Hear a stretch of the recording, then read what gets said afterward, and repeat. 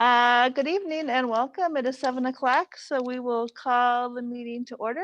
President McCoy, we haven't started rolling yet. Hold on a quick second. Okay. I'll let you know. Okay. Thought he said we would. Sometimes it just makes a little bit of a lag. Good to see you. I might have a little notification on my phone. Really? Interesting. Oh. All right, President McCoy, we are live and rolling. Oh, perfect. Good evening and welcome. It is 7 o'clock. Some of us are here in the board office, and we would like to welcome the people in the building, and then the people who are watching this at home or later in the week. So I am Patty McCoy. I would like to welcome everybody. We got through the first week of school. It was fantastic. It was just what everybody dreamed of. I've become now a technical writer and an IT support person for my students, but it's fine. So I'm going to ask the board members to introduce themselves. We'll go in alphabetical order. So Ms. Borninski will go first. Good evening, everyone. I'm Kate Borninski. Thank you for watching us, and hi to all my fellow board members here in the board office. Good evening, everyone. My name is Doug Brooks. Thanks a lot for joining us in this Zoom meeting tonight, and hope you enjoy it. Good evening, Patrick Kehoe. Thanks, everybody, for watching. Hi, good evening. I'm John Lazartz. Thank you for watching. Good evening. This is Anupam Chuksudu. Thanks for being here. And for those that are watching later, thanks for watching us. Ms. Barrett, would you like to introduce yourself and your staff, please? Good evening and welcome this evening. I'd like to begin by introducing my assistant, Ms. Robertson. I want to thank her for taking our minutes this evening. Also would like to allow the remaining members of our staff to introduce themselves, beginning with Mr. Brandon. Thank you, Superintendent Merritt. Nick Brandon, Executive Director of Communications and Marketing. Thanks for joining us tonight. Hi, I'm Debbie Piaz. I'm the Chief Finance and Operations Officer. Welcome. Good evening, Liz Vartanian-Gibbs, Assistant Superintendent, Human Resources. Good evening and welcome. Kurt Tiskowitz, Executive Director of Student Services. Good evening and welcome. Beth Rail, Chief Academic Officer. Welcome to everyone who's here in the boardroom live with us, and also those of you who are viewing us from home. Good evening, Heather Fitzpatrick, Education Association. Thank you for joining us this evening. Okay, we will now rise for the Pledge of Allegiance. Because of the lag time, Mr. Kehoe will say it and the rest of us will just stand. I pledge of allegiance to the flag of the United States of America and to the republic for which it stands, one nation, under God, indivisible, with liberty and justice for all.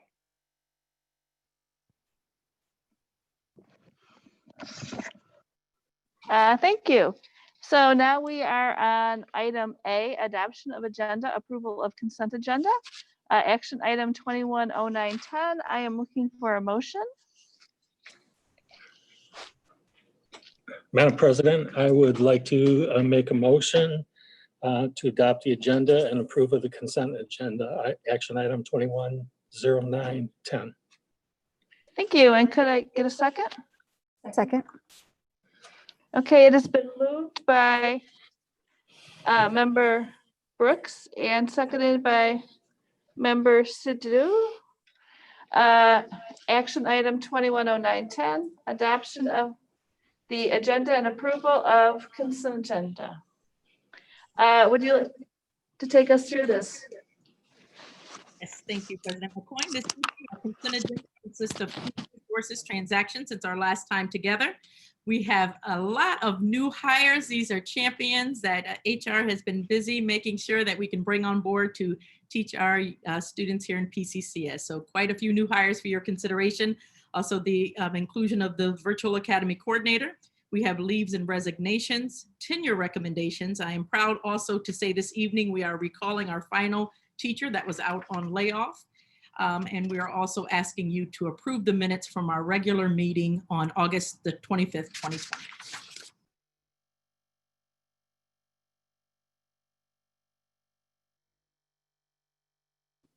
Okay, so Mr. Brooks, can you take us through a roll call the vote, please? Can we? Yes. I'm sorry. I just wanted to clarify something from the consent agenda. Okay. Sorry, the virtual academy coordinator is in addition to the virtual academy coordinator we hired or we approved last time, right? Yes. Okay. And that is because of the additional enrollment in the academy, is that correct? That is correct. We have close to 4,000 students in our academy. And so we have now brought on another virtual academy coordinator to make sure that we effectively run the program for about 24% of our entire student body. Okay, thank you. Okay, Mr. Brooks, are you ready? Yes. First member, Member Berninski. Yes. Member Brooks, yes. Member Kehoe. Yes. Member Lazarowitz. Yes. Member McCoy. Yes. And Member Sadoo. Yes. Okay. Okay. 6-0.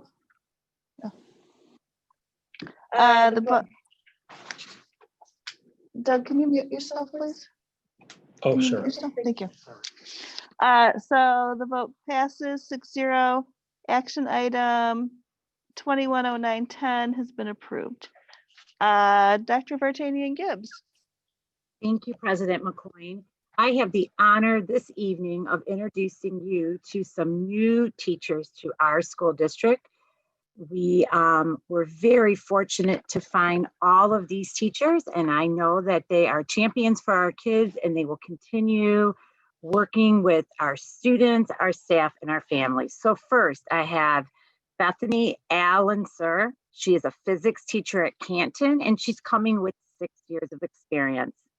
Jacqueline Barlow is going to be our resource room teacher at East Middle School with 4 years of experience. Jessica Bouchard is our band teacher at Pioneer Middle School, and she's coming with 4 years of experience. Tarnay Brysacker is going to be our ASD outreach coach, and she comes with 12 years of experience. Robert Bretyel is going to be a history teacher at Plymouth High School, and he comes to us with 1 year of experience. Sarah Edgecombe is an elementary teacher at Hoban School, and this is her 1st year of teaching. Andrew Florkowski, math teacher at Plymouth High School, and he comes with 5 years of experience. Mary Lynn Freeman, she is a Spanish teacher at Salem High School. Mary Lynn has served in many positions, in long-term substitute teaching positions and daily positions in our district, and so welcome as an official teacher. Joshua Hartgee is going to be our band teacher at Discovery Middle School. He comes with 5 years of experience. Jennifer Hemberg is going to be teaching tag 5th grade at Gallimore Elementary School. She comes with 6 years of experience. Melissa Jones is teaching at Farron Elementary School. She's a classroom teacher with 8 years of experience. Heather Kirkpatrick, she's driving somewhere in her car. She is our new ASD teacher at Dotson School, 6 years of experience. Kristen Kazmina is an elementary teacher at Erickson School with 3 years of experience. Molly Lupo is a new elementary teacher at Halsing School, and this is her 1st year of teaching. Robert Nolta is a resource room teacher at Plymouth High School, and he comes with 14 years of experience. I need to tell you about Robert's story. We were ready to hire him on March 12th, but you know, we closed schools, but we did not forget about Robert. We reached back out to him when we returned and the school year ended and we had a position. And Robert said, I'm coming. So it took us some time, but he finally joined us and we appreciate his patience. Robin Olzak is going to be a math science teacher at East Middle School with 9 years of experience. Dylan Randolph, history teacher at Canton High School. This is his first year of teaching. Carolyn Rennecker, Erickson Elementary School classroom teacher, her first year of teaching. Alexandra Schaefer is an elementary teacher at Field School with 9 years of experience. Trishelle Tuma, elementary teacher at Halsing School, 6 years of experience. Jennifer Warnock, resource room teacher at Discovery, 10 years of experience she's coming to us with. Rachel Woodruff, elementary teacher at Workman School with 1 year of experience. Christy Wright, elementary teacher at Miller School with 7 years of experience. So welcome all of our new teachers. We are so happy to have you. We're giving you a round of applause. We also are sending you a very big chocolate bar with your name on it and your position and welcoming you to the district. And thank you for choosing Plymouth Canton Schools. Next, I have the pleasure of introducing you to Amanda Palukis. Welcome, Amanda.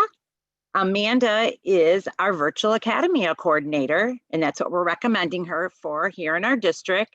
She has a bachelor's degree from Wayne State, and she has 2 master's degrees, one in English and one in curriculum instruction and assessment. She has served as a high school teacher in English. She also taught as a teacher in a virtual academy, and she's coming to us as a program director from the Great Futures online program in Wayne Westland Schools. So welcome, Amanda. We are glad you're here. Do you have anything you'd like to share with us? I just want to thank everyone for this opportunity, and I am excited and ready to build a world-class virtual academy here in Plymouth Canton. Thank you, Amanda. Next, we have 3 tenure recommendations. This means that our teachers who are being recommended this evening have completed 5 successful years of teaching here in our district. And our first teacher receiving tenure this evening is Shannon Robinson. She teaches at Bentley Elementary School, and she is an early childhood educator. And here's what Dana Jones has to say. Shannon Robertson brings a nurturing quality to her work with young children every day. She seeks to help each child develop to his or her full potential. Shannon works collaboratively with her team to continually support the growth and development of her students. She is a reliable team member, and we are glad that she is part of the early childhood department. Congratulations, Shannon, on receiving tenure. Next, we have Heather Capello. Heather is an early childhood teacher for the 3-year-olds at Gallimore Elementary School. And here's what Dana Jones would like to share about Heather. Heather Capello is an outstanding teacher in our district's early childhood program. She provides a critical balance of structure and support for the 3-year-old students in her care, along with endless opportunities to practice skills leading towards independence. One is always struck by the level of respect that Heather has for each of her students, which is revealed in each and every teacher-child interaction. She has high regard for their 3-year-old developing abilities and viewpoints, and that is conveyed over and over each day, fostering confidence as they develop and grow throughout the year. The families of Heather's students often share how much they appreciate the extra care that she takes to ensure that each student has what is needed in order to achieve success. She is a wonderful part of the early childhood program. And next, Dawn Gusman is a teacher consultant, and this is what Julie Woodhams has to say about Dawn, who is also receiving tenure this evening. Dawn is a critical member of our special education department here in Plymouth Canton Schools. She is a teacher consultant supporting our mandated services to students in our non-public schools. Dawn is also a resource room teacher at Gallimore School. Dawn has taken on a challenging position with extraordinary resolve. She has a unique combination of organizational skills, passion for student progress, and professionalism that allow her to complete her work with great success. Dawn is not afraid to try something new and is always seeking ways to improve her work, constantly staying focused on the needs of students. Dawn has created our support program from scratch and developed documents and procedures to ensure compliance. Her ability to connect and coach teams is remarkable. She is a P-CCS professional that we should be so thankful to have on our team. It is a pleasure that I recommend her for tenure. So congratulations to Shannon Robinson, Heather Capello, and Dawn Gusman on receiving tenure this evening. Congratulations. And just my last piece, well, we'll congratulate you three first. Thank you. We are very excited, as Mrs. Merritt shared, that we were able to recall our last teacher on layoff, Christy Ladner. So welcome back, Christine. We are glad you are here. Thank you. Okay, thank you so much. We are now down to letter B, which is board committee reports and action. So the first up is the president's report. It has been kind of quiet for the board with school had been out and closed. And so it's been busy for the district, but kind of quiet for the board outside of our committee meetings. We have gotten the committees back going. Policy will be starting. Finance and operation has still been in high gear the whole summer. And the SPA committee will be starting again also. So we have quite a few things that are starting up now that we are in the fall. I would like to just take this opportunity to welcome everybody back to the school year. It's going to be, I think, challenging, but P-CCS can rise to this challenge. And there's also going to be open houses this week, and several of the members have children in schools, and some of the other ones of us will be attending some other of the open houses just to see how those are going. And because normally people would go to the in-person, but that's not an option this year. So that is it for me. We will go on to the SPA committee. Ms. Bornensky.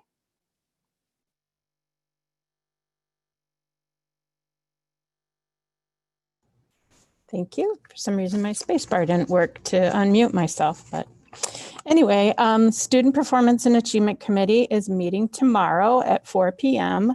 It will be a virtual meeting, and there is a link online that everyone should be able to access. And I wanted to emphasize that the public is welcome to attend, and so we look forward to anyone attending who wishes to. Thank you. I have the policy committee.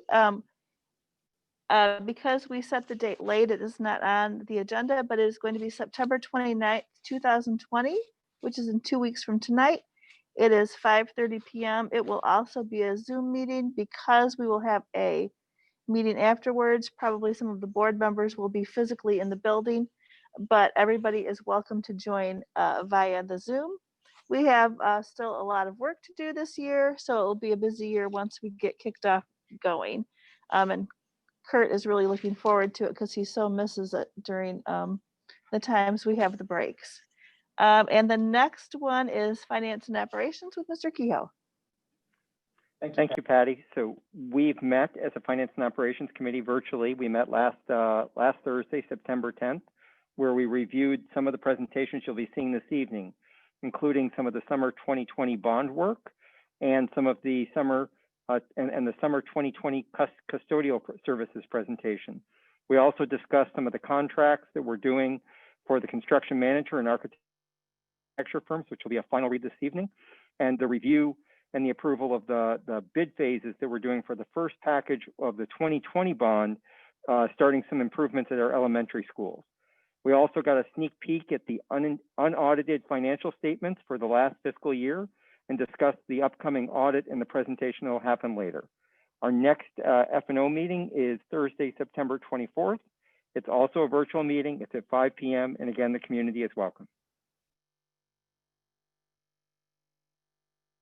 Thank you. And then we also have Educational Excellence Foundation with Gretchen Ward tonight. Hi, thank you. Gretchen Ward with the EEF.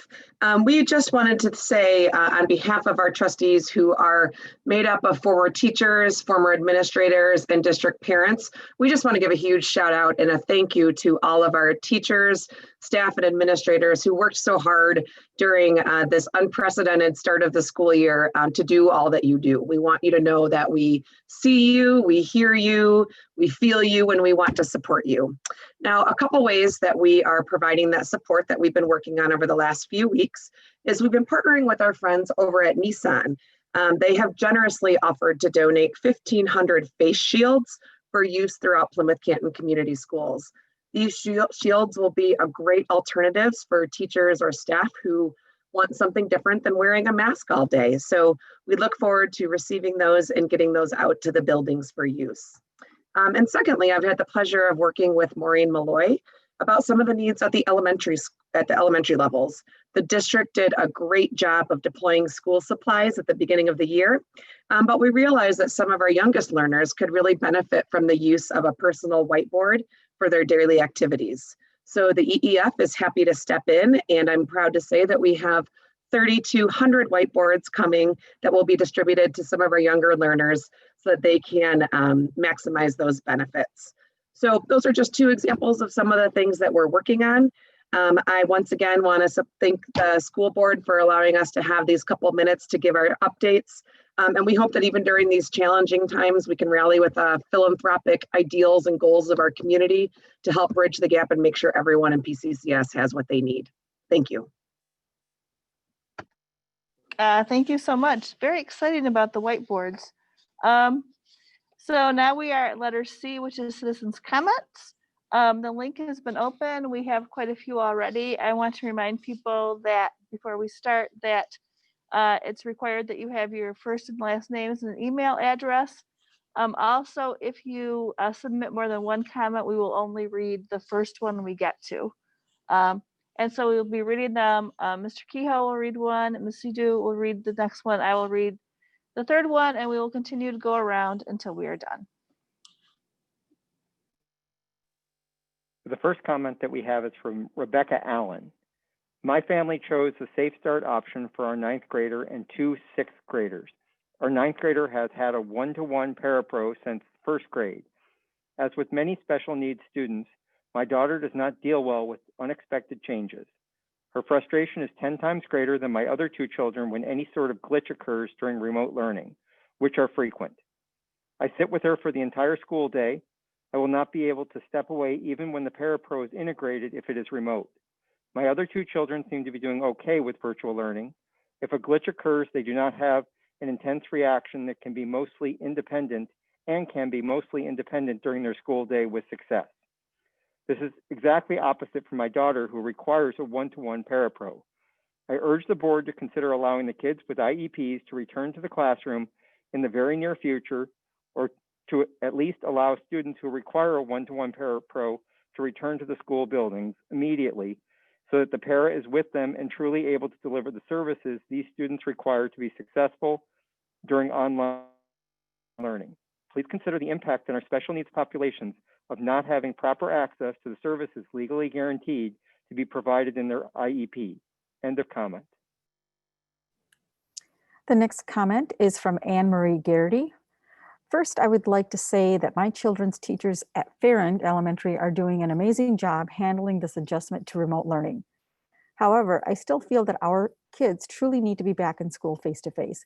I really hope you're looking at the other schools in our areas, private, charter, etc., that have opened and appear to be doing well as you begin to think about and make decisions about bringing our children back face-to-face. Thank you for your time. End of comment. Okay, this next comment is from Sue Shanalikian, and I apologize if I have messed up your name. My son is a student at West Middle School and has an IEP for his diagnosis of autism spectrum disorder. The virtual school environment of the 2020-2021 school year is not working for my son. The same challenges existed during the emergency learning period of the 2019-2020 school year. My son is being denied FAPE, free appropriate public education, afforded to him by IDEA. My son's teachers are trying their hardest to educate the students within the confines of the virtual environment. The issue is there are barriers to the virtual environment that prevent my son from receiving FAPE. I've had to sit in close proximity to my son to help him navigate Canvas, Zoom, and all of the electronic components of the Safe Start virtual education environment. He has a one-to-one parapro in his IEP. The parapro is online virtually this school year, but there are limits to how she can help my son. I am not a special educator. I spend the entire school day next to my son so that he can learn in this environment. I am lucky that I have been able to do this. Without me by his side, he would not have gotten an education virtually. I am requesting that my son be allowed to attend school in person at West because it can be done safely and easily. My son worked all summer in private therapy to prepare to wear a mask for the entire school day, practice social distancing, and use good hand hygiene. Days, not weeks, matter with these fragile learners. I urge you to please look for ways to allow these students to return to in-person learning at school as soon as possible. Thank you. And that is the end of the comment. Next comment that we have is from Janet Lianis. The comment is, I have two special needs children, both of whom have IEPs detailing individual adult support throughout the day. The district, however, will not provide in-person para support during the synchronous learning lessons, but does plan to offer virtual support during asynchronous periods. Clearly, if my children were able to take and follow directions from a person at a distance in an actual classroom, they would likely not need a para in the first place, so having a virtual para will not amount to help. After attempting to toggle between my two kids on the first two half days, not only to listen to material, but also to facilitate technology needs and failing miserably, I've had to enlist my ABA team to step in to help one child for the full days on Thursday and Friday and continuing indefinitely while I devote my time to the other child. Will the district be covering any out-of-pocket costs for my having to secure the necessary support my children are entitled to in their IEPs until their special needs populations return face-to-face? End of comment. This next comment is from Carrie, Georgia. I am writing to urge you to reconsider the start of in-person instruction for our infant preschool special education program, also known as IPSIP, which is set to begin yesterday, Monday, September 14. When the board decided in August to begin the school year remotely, it did so based on a variety of factors, including current COVID-19 case numbers, the inability to socially distance within buildings, and the overwhelming complexities of assuring safety for children and staff during a deadly global pandemic. I applaud this decision and believe that prioritizing life and health is the right thing to do. I also recognize and respect that remote learning is not ideal for a number of students.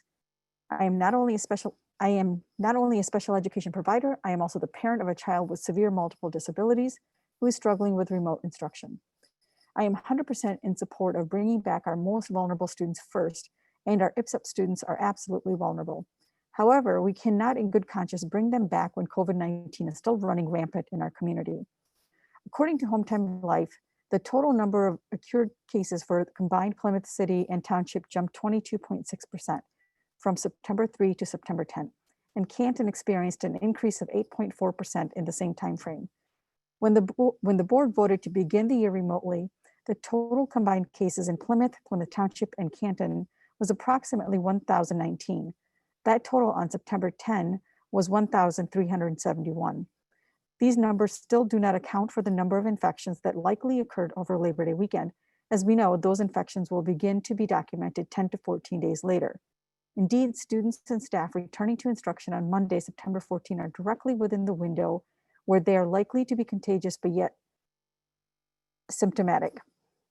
As an educator, there's almost nothing I want more than to return to normal. I desperately want to be with my students, to teach them, to love them, to hug them. Literally, the only thing I want more is to protect them, my colleagues, myself, and my family. Please reconsider the return of in-person schooling until COVID-19 cases begin to show a decline, or at the very least, until the likely spike resulting from the holiday weekend is under control. Right now, our numbers are not declining or even plateauing. They are rising. We should not be careless with the lives of our community members. End of comment. The next comment is from Kelly O'Donnell. I am the mother of 2 West Middle School girls, and I implore the board and administration to plan for a full return to school for middle school as soon as possible. I would be comfortable sending my girls to school 5 days a week. Those P-CCS parents who are uncomfortable sending their kids to school can and should have chosen the virtual academy. The rest of us have made a similar choice to do what we think is best for our families. For us, that's having our kids in a classroom. COVID-19 is not going away, and we must learn to live around it. We can't continue to sacrifice our children's education, their socialization skills, and their emotional and mental health. Other private and charter schools in our community are doing face-to-face 5 days a week safely. P-CCS can and must do the same. End of comment. Please forgive me if I've mispronounced this name. Andrea Badkicks. Andrea writes, what is being done to address the excessive screen time that elementary students are experiencing? My first grader, 6-year-old, has gotten daily headaches since the first day of school. He has screen-related activity at least 4 hours every day. End of comment. This next comment is from Megan Whitmer. We just want to commend the teachers and support staff of the district on their efforts and professionalism as we all get through these first few weeks. Virtual has had a learning curve, but there has been help if needed, and our kids have settled in and mastering it. We're glad the district prioritized health and safety. End of comment. This comment is from Carrie McCluck. And again, I apologize if I have mispronounced this name. And it is, I do not understand how the elementary students are receiving adequate education. My 2nd grade son sees his teacher from 9 a.m. to 10:25 and then 1 to 1:40 p.m. The rest he is supposed to do on his own. That is impossible for a 2nd grader. P-CCS is the only district that I know of that expects the students to teach themselves. I have also had to print things for my young 5 student almost every day. I am very concerned with this form of education. So disappointing. End of comment. This next comment is from Judy Foster. Good evening, board members. I just want to say I love my job within the P-CCS Extended Day Program. The relationships and community we build as a program with the district families and their children are so important and genuine, it really does support the whole child. It does take a village, and I'm thankful to be part of that village. I totally look forward to the day when I can see those faces, or at least their eyes, to support them in any way I can. I hope the P-CCS District Extended Day families know that we're here for them. Thanks for the opportunity to be heard. End of comment. This next comment is from Michelle Kolosevary. I apologize if that was not enunciated properly. Our family eagerly awaits the return of face-to-face school for our 4 P-CCS children, especially our 2 elementary students. We understand that a new hybrid plan is being developed and will be happy to send our kids to school following all health and safety protocols. We desperately need school leaders and administrators to step up and find a way to make in-person learning happen very soon, because it is possible to do so. There are no governmental restrictions that stand in the way. Students and teachers can wear a mask. 6 feet social distancing is a recommendation only, not a requirement. It likely can be achieved in many classrooms, but it is not required and so should not stand in the way where it's not feasible. Local private schools have been back to school in person for a week or more. Those schools are making it happen for their families. We really hope that the committee and the board get the teachers and staff on board with the return to face-to-face so there is not an outcry regarding safety. For the same reasons, I hope the board and committee are communicating now about expectations so that time isn't wasted going back to the drawing board due to lack of alignment. And I hope the committee and the board are fully transparent about what metrics are being applied and the reasons decisions are made. Telling your constituents that multiple metrics are being considered without telling us what those metrics are is not transparency. Thank you for your consideration. End of comment. Okay, this next comment is from Katie Hall. My son is a kindergartner who is motivated and eager to learn. We are struggling with the school day ending at 1:20, followed by an afternoon of virtual learning that we have to do with our son. My understanding had been that the reason for the limited interaction with teachers was due to not wanting kids to have as much screen time. However, what is actually happening is more screen time, more frustration, and not much learning.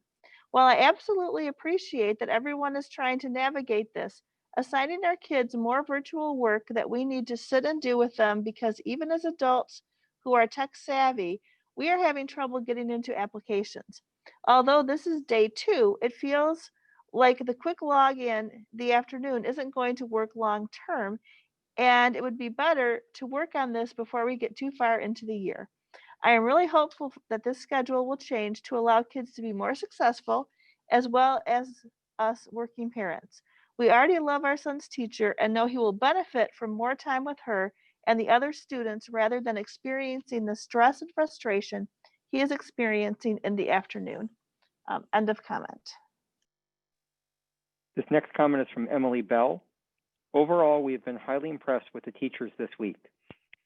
It couldn't have been easy to prepare and learn a new program as quickly as they did. I know there are still concerns and everyone is still learning, but in our household, most things have been great. I do have a few concerns. 1, why a teacher would say in a Zoom meeting, don't email me anything because I have too many emails and I won't look for or respond to any emails. This is unacceptable. 2, is there any accountability for teachers during the afternoon sessions, secondary level? 3, what exactly is the expectation in the afternoon sessions? No one seems to know. 4, how many teacher positions are still open and infilled at this time? And finally, 5, is the district worried about the substitutes not being available when face-to-face returns? I know several substitutes that have decided to look for work elsewhere and won't be returning. End of comment. This next comment is from Christopher Voss. This last week has been very interesting. I've been helping my siblings through the online schooling and I'm really liking what I'm seeing. There have been some difficulties, but overall, I'm pleased with their learning experiences. Thank you to all the staff that have worked hard to set up this and the people who continually work to make this the best possible situation for students. Keep up the good work and let's make sure we keep our students and staff safety our #1 concern. End of comment. The next comment is from Kara Gavin. I just wanted to state that I appreciate the board's and administration's decision to offer online instruction and the incredible efforts of teachers and technical staff to put it together. The one thing I am wondering is if there is a specific set of COVID-19 metrics that the board and administration will use to determine if and when any in-person instruction could begin. Thank you. End of comment. This next comment is from Jessica Lina. I want to make sure that the board clearly understands the frustration that I'm having. I've previously given you my input, but that doesn't seem to affect anything. I work full-time outside the home as in an essential worker. I have a 7-year-old and an 11-year-old at home trying to virtually learn. Everyone tells me they understand and this is so difficult. You can't possibly understand the frustration that my home is having right now. I'm divorced and their father is not involved whatsoever financially or emotionally. This all falls on me. I have limited, inconsistent help. My daughter transitioned from elementary to 6th grade this year. This is miserable, and she has special needs on top of that. It took me going on 3 weeks to get my 7-year-old his school-issued device. Neither one of my children are up to speed on what the curriculum is demanding. At this point, I'm highly considering withdrawing for this year. I watched them fall apart in total frustration too many times now. My 6th grader told me today she no longer likes school. It is unbelievable and unacceptable that Plymouth Canton District, being the largest in Michigan and one of the largest in the nation, cannot set a firm open date. Understanding that coronavirus may delay that open date, a date needs to be set. What a shame and disappointment. End of comment. This next comment is from Jeffrey Kopp. While I appreciate the hard work done by administration and teachers to prepare for the school year, and am sympathetic to the challenges of preparing to teach online, the complete lack of communication and support for parents before the start of the school year was unacceptable. Expecting parents and students to navigate a new online platform, Canvas, on their own is ridiculous. I'm extremely disappointed in P-CCS and how the start of the school year was handled. End of comment. This next comment is from Sylvia German. When will the children be returning to in-class school? The virtual classroom is not working out well for my first grader and many of the parents in my neighborhood, especially the children whose parents have to work and still somehow juggle this broken up school schedule. And my first grader is having a hard time staying engaged and focused on a computer for longer than an hour. And this current schedule has her on the computer for about 4 hours, not including homework time afterwards. End of comment. This next comment is from Steve Gillis. Dear school board members, even though we're barely into a week of Safe Start, I would like to share some initial feedback on the performance of this program. First, I commend the district on a successful initial rollout of a new learning management system. This has been relatively flawless and fairly easy to use by students. I recognize that this has been a major undertaking and has been crucial for getting P-CCS off on a good footing for the 2020-2021 school year. Synchronous instruction has also been an initial success. Both of our middle and elementary school students have enjoyed the opportunity to see their classmates and teachers again, simulate a classroom environment, and learn from our highly effective teachers. This has been a marked improvement from the format during emergency remote learning. However, even after a summer of planning, the asynchronous learning program has been a major disappointment, especially at the elementary level. Both of our students have averaged about 1/3 the afternoon time allotted for school. Even worse, the quality of that upper elementary education content, such as provided by the instructional coaches last week, was qualitatively similar to what we endured during the emergency remote learning this spring. Our student has consistently found these types of resources to be too simplistic, unimaginative, short, and not stimulating. Canned slideshows and YouTube links grouped over a set of 3 grades cannot be expected to be targeted enough to support specific lessons learned at each grade level. This was my major source of our frustration with P-CCS in the spring, and it is unacceptable to waste another minute of the school year on such inferior quality material, which is nowhere close to the P-CCS quality education we know and expect. We all have lost the better part of 3 valuable months during emergency remote learning, and most acutely at the elementary level. P-CCS needs to catch up with what was lost and be ready to go beyond to supply students with individually challenging material that meets them where they are. Although P-CCS has been working very hard to plan for the school year, it is still painfully obvious that there must be vastly increased attention and urgency applied to the asynchronous program at the elementary schools. Volumes of novel content must be provided by the district curriculum officers immediately so that our teachers can focus on delivery of those tools to the students. Rome was not built in a day, and neither will P-CCS e-learning.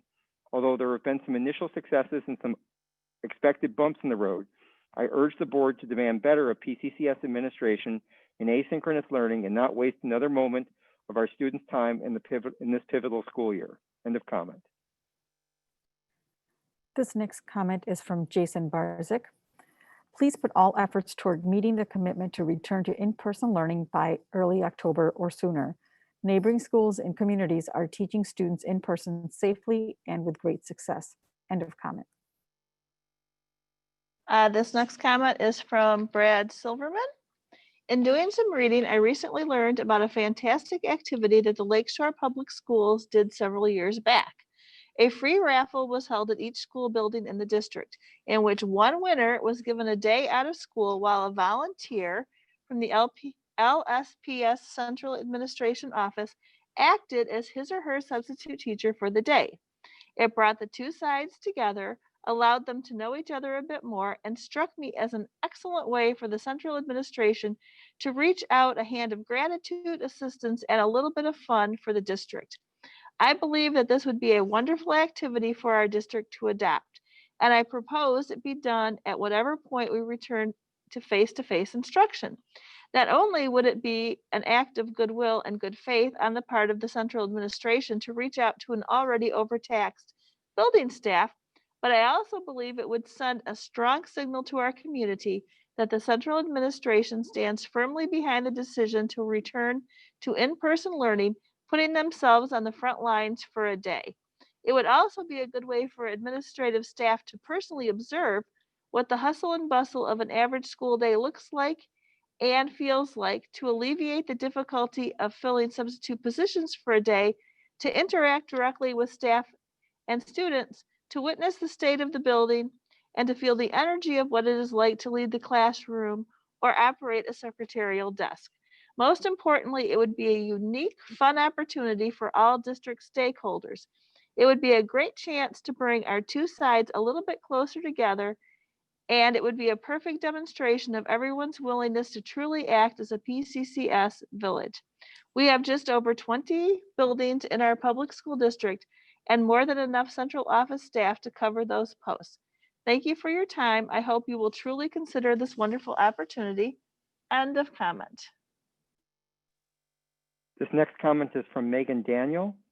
While you look at other surrounding districts and their plans to get kids back to school, I'm impressed with their organization and preparedness.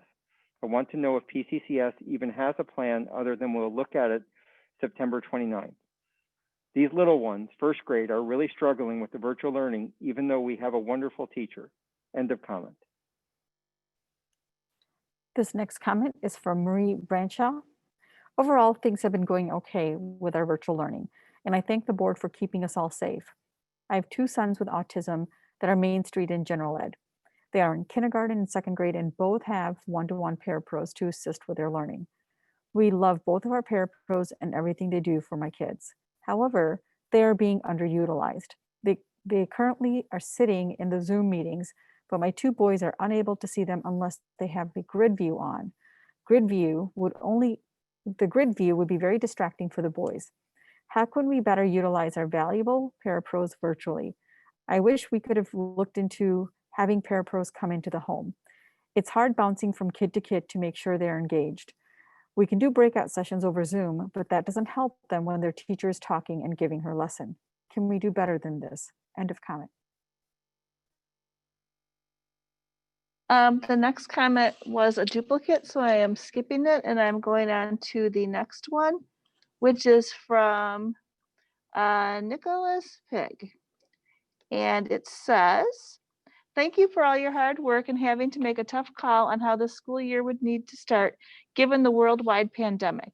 With community members who have had frustrations with the distance learning being more vocal each day, I think it is important that the community who supports safe and distance learning also has a committed voice. We have two daughters at home and continue to be alongside those parents who have had frustrations with the process for distance learning. That being said, we fully support the need to keep our teachers, children, and communities safe with the current model. Our household feels those community members' lives are far more important than any activity, sport, or gathering that would risk the health and safety of our loved ones. End of comment. This next comment is from Bridget Cook. Two of my children are in the middle and high school virtual academies. The morning synchronous and afternoon asynchronous schedule is working well. We are so grateful for the great work P-CCS teachers, especially under those challenging circumstances. End of comment.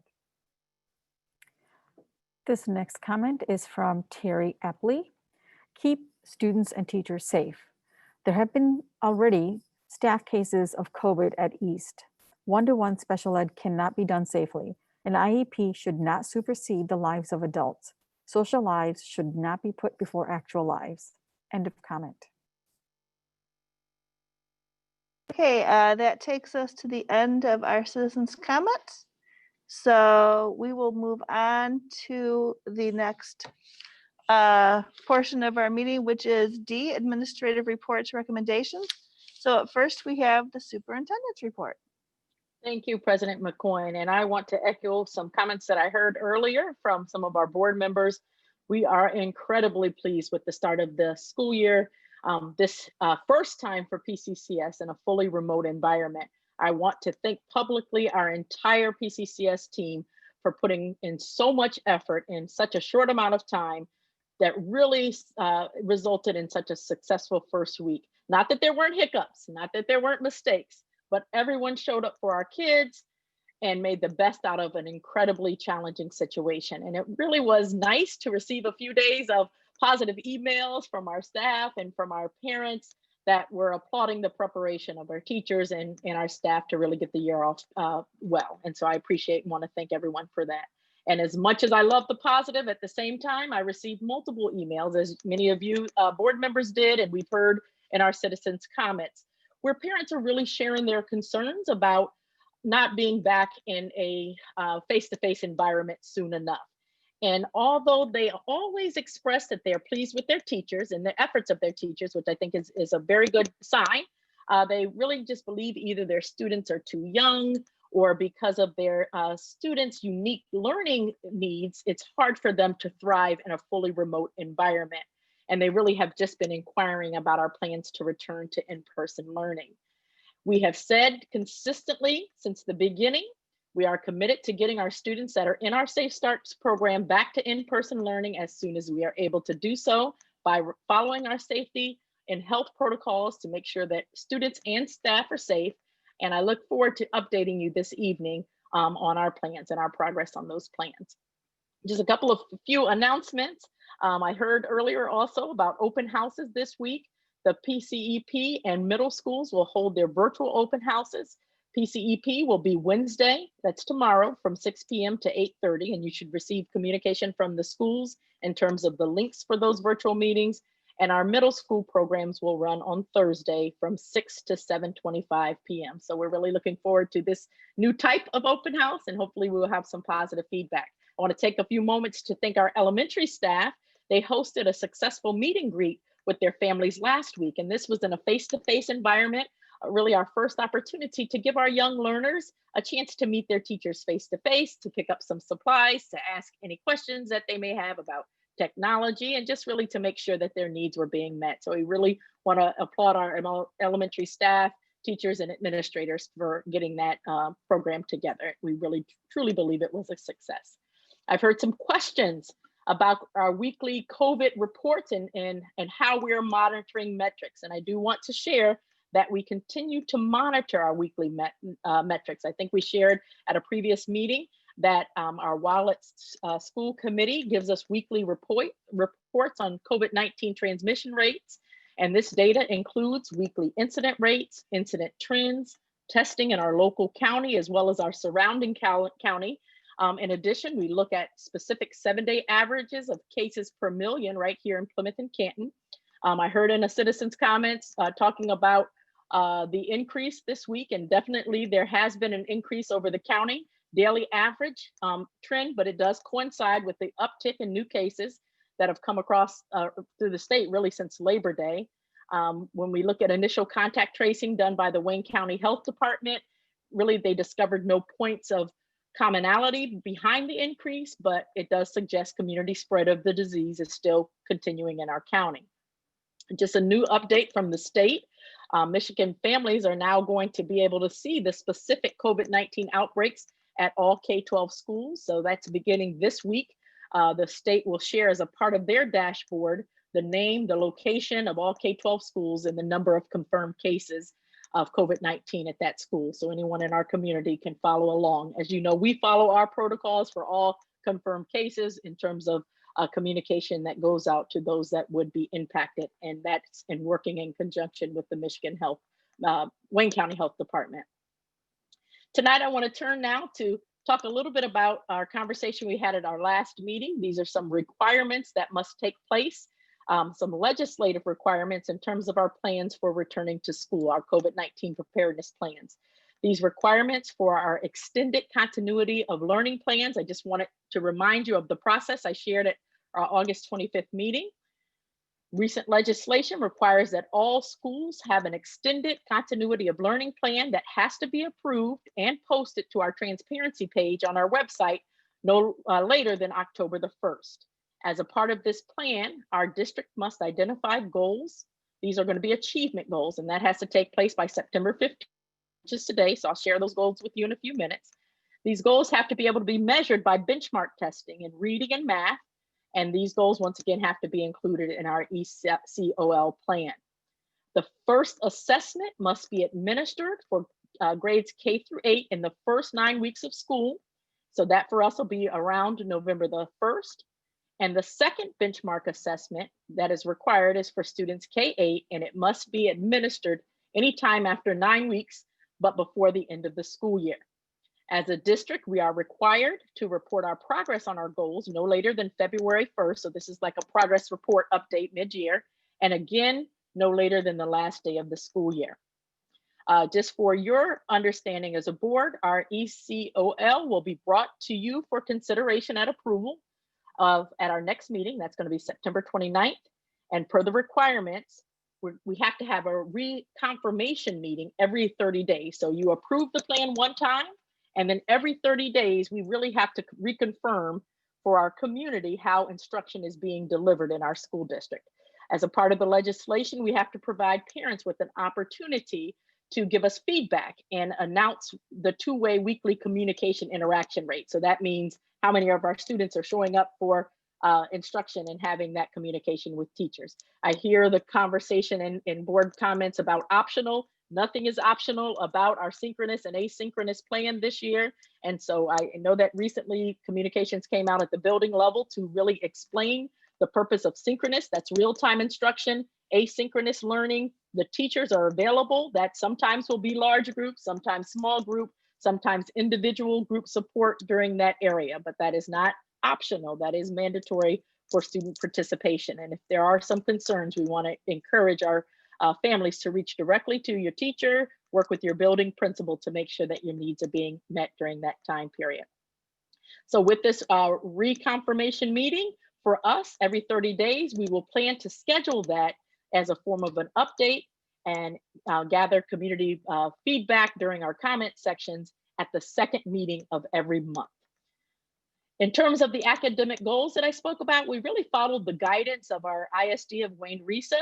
As you know, as a part of our district improvement process, we already have school improvement goals that are in place, and realizing that the areas of greatest focus that we have to assess our students on in our benchmark assessment will be on reading and on math.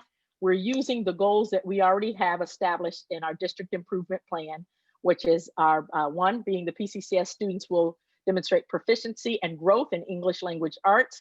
And the tool that we are choosing to measure will be our NWEA. So that is nothing new for our district. We'll continue with that process that we have used. And we will also have our second goal from our district improvement plan, which is currently all P-CCS students will be proficient and demonstrate growth in math as measured by K8 NWEA in fall. For us, we do fall and winter, but this first round, we will have to make sure it coincides with the requirements of the legislation. I want to talk a little bit about our the instructional delivery model. And this is a moment where I want to ask our community for continued patience as we implement our plans to deliver instruction. If you think about once our initial plan was approved last month, we were very clear on our intention to begin phasing students in using a gradual approach with a target date we shared at that time. We were looking at the first week in October as our targeted date. We shared also at that time that we would begin bringing back our most vulnerable students, and that included students with IEPs, our English learners. We talked about our youngest students. And now as we look at the legislation, I shared on the 25th that when we are going back to in-person learning, the legislation requires that we have a priority at looking at kindergarten through 5th grade students in that priority. We are continuing to monitor the metrics that I shared earlier in terms of the transmission of COVID-19 in our local and regional areas. I want to be clear about those metrics. When we look at those metrics, the idea is as we monitor the transmission rates, we were also charged with saying the program or the hybrid model that we could bring back. What was missing initially was our ability to physically distance. So as we monitored those rates, we want to be able to bring students back in a classroom that is able to achieve the recommended 6 feet of physical distancing with all of our students, kindergarten through 12, and our staff wearing masks, using hand hygiene, and making sure that we're adhering to all of the safety and health protocols.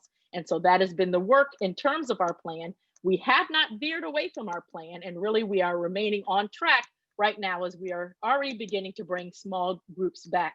in the same manner in which we mentioned. I do think that as other districts have announced changes to their plans this week, that may have sparked some families to believe that we don't have a plan. And so I just want to make sure that I am reminding all that we have not changed our plan. And I'll walk through a little bit more this evening to just give details and a reminder that we are on track. Just speaking of that transition, we began the first week of school, that was September 8th, with phasing in our tuition preschool and early childhood students first. And some people said, are you only doing that because you're paying for preschool? Absolutely not. When we look at our childhood students, we were automatically able to achieve our class size. It was 10 students or less, so they could physically distance. That would allow us to bring them in at day one and practicing all of the safety and health protocols. Our next phase was yesterday that we began our preschool, that's our infant preschool special education program, that's IPSEP. You heard of that earlier in the comments. And I want to assure all, even with that program, with that, I think the case load in that program is 10 students, but right now we have approximately 4 students that are attending at one time in a classroom. And so they're able to completely physical distance. They have all of their hand hygiene and protocols in place, safety and health protocols in place. And absolutely, we are making sure that we can meet the needs of our vulnerable students, making sure that they can receive the therapies and all of the things that are outlined in their IEPs. And so that started yesterday and has been very successful in terms of the reports to date. Our next plan will be beginning to bring our students in, and we're actually doing this now, for screenings and for assessments. So these are our students that are receiving specialized support. That means our English learners, our students with IEPs using health and safety protocols. Once again, this has been reported to be going very well. Our next group of students to be phased into in-person learning are students that are enrolled in our special education categorical programs. Categorical programs are our CI programs, cognitively impaired, our emotionally impaired programs, our ASD programs. We have a target date of September the 28th, but details are still being worked out with those programs. We need to make sure that we have transportation in place, working on communications, of course, staff first and making plans and with our parents, but looking at that as being a target date of September the 28th to begin our categorical programs. You heard a lot of families begin to speak about this evening, students with special needs, some in categorical programs, some fully included in general education, but definitely know that we are eager to meet the needs and have always been eager to meet the needs of all students, but making sure that we are complying with IEPs. For the next gradual phase-in of students, the charge from the board was to develop a new hybrid committee. With that hybrid committee, the goal was really to make sure that we could achieve the physical distance of 6 feet. So all hybrid models that we had on the table that we removed, it didn't do that. We split the class in half. And as we've actually gone through the square footage of every single building, every single classroom, we would not be able to achieve that 6 feet. So we now have started that committee. The timing of that committee, we actually had to confirm the number of students attending in our Safe Start plan. Our class sizes have now been established. The new hybrid model is working. The committee model is working on our plan to begin phasing our students back for in-person learning. They are considering their metrics that we talked about earlier. They're identifying the structure of this hybrid model. So what that looks like is how many days per week we can bring students back. They're in-person versus remote. Are they half days? Are they full days? And developing a recommendation we will share as a part of our ECOL plan that's going to be presented at our next board meeting. I will say, according to the legislation, as I shared earlier, the priority is early elementary. Kindergarten through second would classify early elementary. That's the grade that we're looking to start first. And this is really due to the crucial component of early literacy and numeracy that's best taught in a face-to-face environment. And as we said, in terms of even our assessments, those are areas that we will be assessing our students on in the first 9 weeks. K through 2 would then be followed by a 3 through 5. So that's what we're looking at at this time. We also have a separate group committee looking at our middle schools, looking at our high schools. They're exploring plans, as we shared from the beginning, to bring specialized groups back of students that would allow for physically distancing groups, once again, wearing masks, using proper hand hygiene, and safety protocols. So that work is underway. The 23rd is our deadline to get those recommendations. We will continue to communicate, and as I said, our next board meeting is on the 29th, and continue with communication with our community. There is a lot of work to coordinate, and I know that people want to compare us oftentimes. I hear the comparison to our neighboring districts, but I do want to also be mindful that we are quite larger than some of our neighboring districts. And so for us, when we do this gradual approach, it will take time, but we are on track from the same plan that we described at the beginning of this work. I do know that people are very anxious to get back to in-person learning.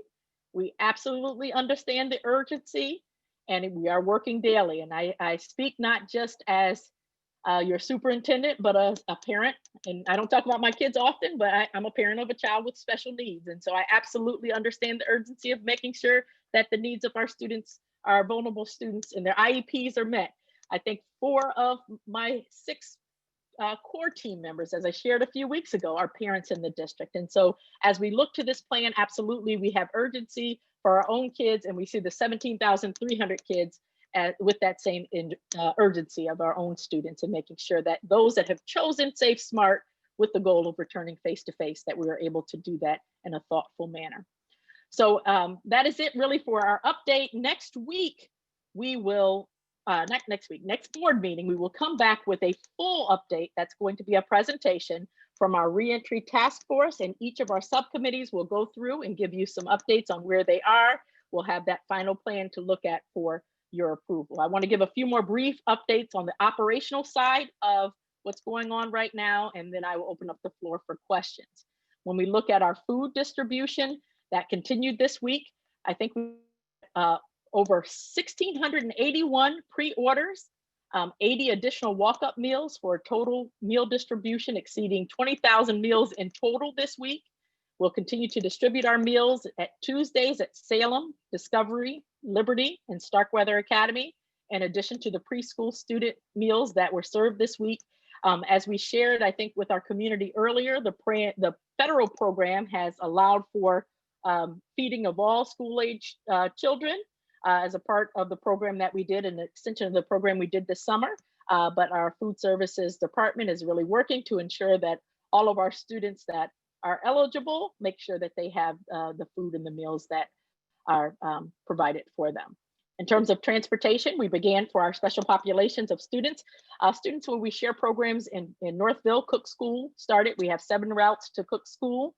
To the program that we share with Livonia schools, we have 6 routes of our students currently attending those programs. As I said, yesterday, IPSEP started. We have 5 routes for students coming for IPSEP, and we'll begin to work on our categorical programs, transportation for that. In addition, our Durham partner has been providing buses for our food distribution, and they've also provided a bus for helping us with student assessments. As I shared, we have students that are coming in to complete their assessments, and Durham partner is helping us get those students here to school safely. As we talk about cleaning, we know that that is essential as a part of the roadmap and our Safe Starts to School program. We've added 14 custodial staff, and we've repurposed many daytime cleaners to assist with touch point cleaning and making sure that we have restroom cleaning throughout the school day. We have also rolled out a Google Doc at each building that will assist us with the communication of any missed tasks, and usage of the form really continues to increase daily. I know we have an update on summer cleaning, and you probably will hear a little bit more about that this evening. But this allows for our cleaners to address the needs more effectively and more efficiently. And this is something that we really are working on, accountability and making sure we have the staff.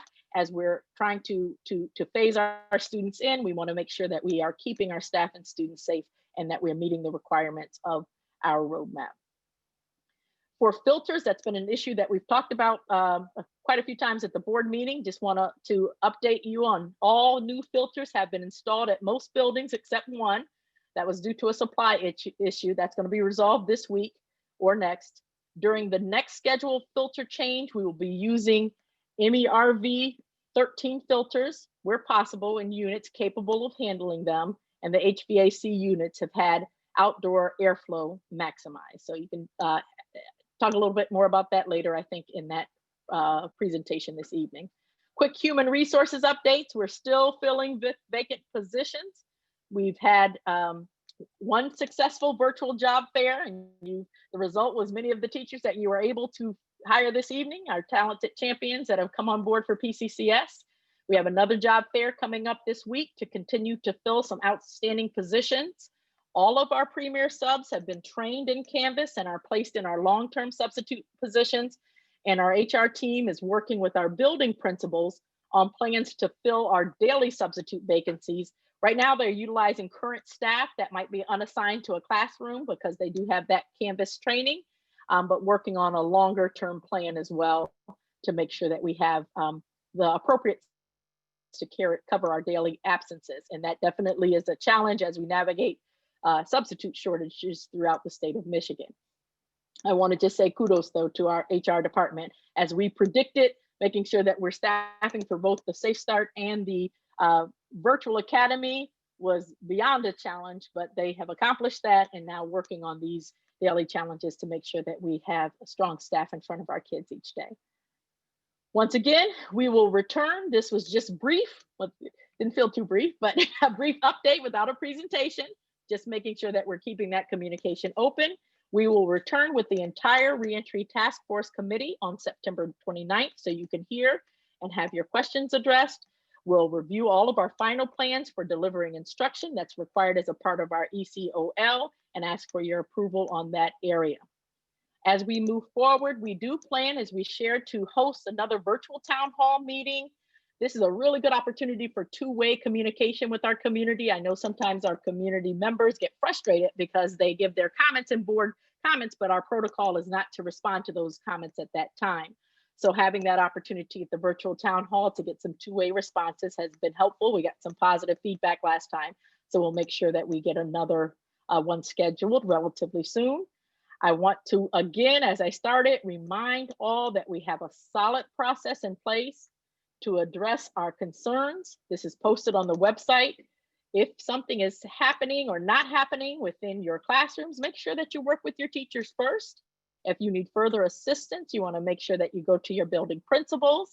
And if they're still not able to resolve your issues or how to deal with the concern protocol, we'll say the next step involves going to your leveled leaders, then the CAO, then coming to me. And I know right now, a lot of times people are discussing their concerns on social media, and that's not really an ask to address your concerns. We need to know what's going on so that we can address them. I think at times people say, go straight to the top, might come to the board members, might come to me. And ultimately that usually results in us forwarding the emails back through our protocol so that the people that are closest to your situation can help you address those. And that really kind of sometimes delays the process in resolving your issues. So we just want people to trust the process, have patience. I will always say, continue to show respect to all individuals in our school district. Everybody is making decisions on what they believe is in the best interest of their own students, on all of our students, and we really have to respect everyone in that space. Trust that everyone is truly doing the best that we can on behalf of our students here in Plymouth Canton Community Schools. And as I said, I believe at the end of this pandemic, we will have a story to tell, and I believe it will be a story of success, how we came together and pulled through on behalf of our kids. So I will stop talking at this point in terms of my updates and open the floor for questions from the board. You can put your hand down, we'll go around. Kate, do you have any questions? Okay. Doug? None? Okay. Oh, Patrick, you're up. Monica, thank you for this presentation. This has been very helpful. What would be really helpful is if you could write up the dates and the timelines that you've talked about this and share them not only with the board, but with the community. It's clear that there's a lot of great work that's happening behind the scenes, but people don't know these dates. They don't know the timings that you're talking about here.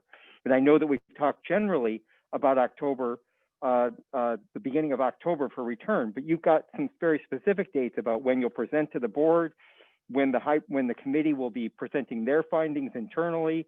You know, those kinds of dates will help people to feel more comfortable about what's happening. And you'll also be able to manage the expectations about how you want to drive this process forward. The second or related question to that is, you talked about the priorities that you have in terms of how people are coming back. Are we seeing a week, 2 weeks, a month between different groups coming in?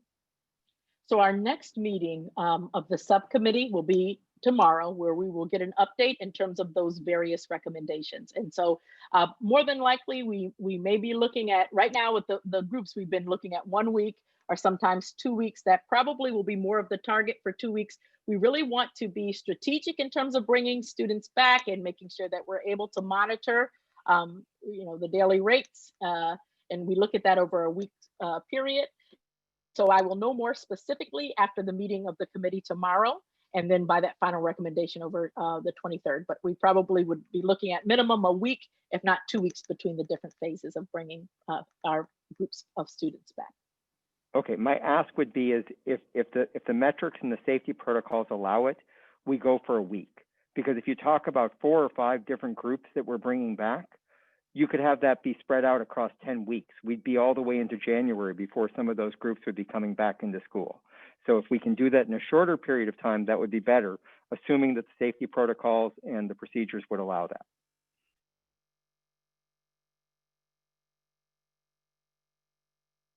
Okay, John, do you have any questions? Okay.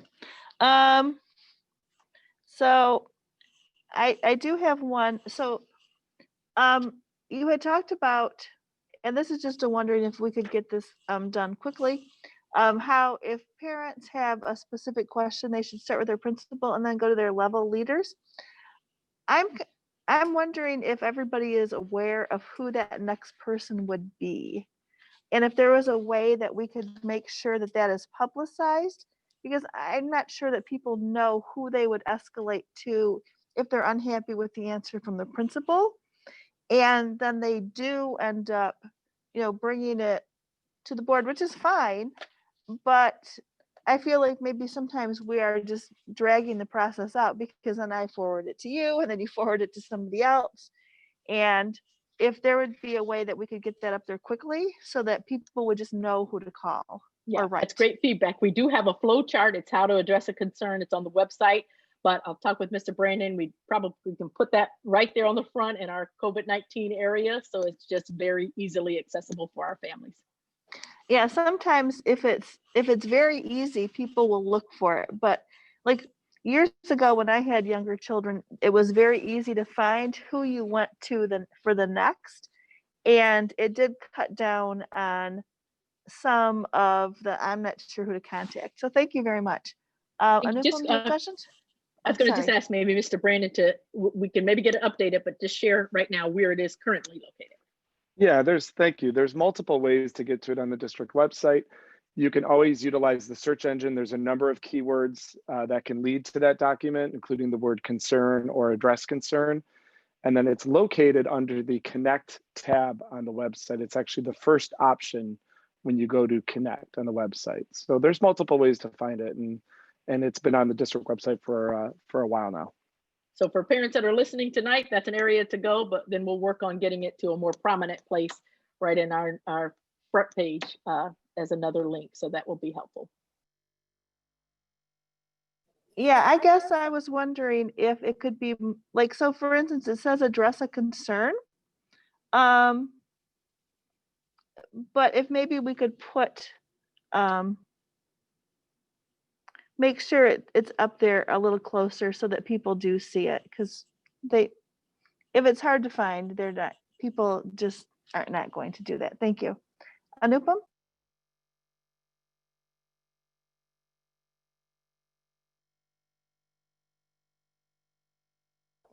Thank you for the updates.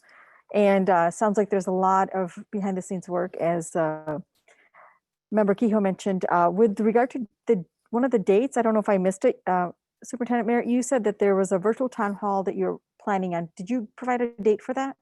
I did not provide a date. We're tentatively trying to look towards the end of this month, but we have not finalized that, and we'll communicate as soon as we do.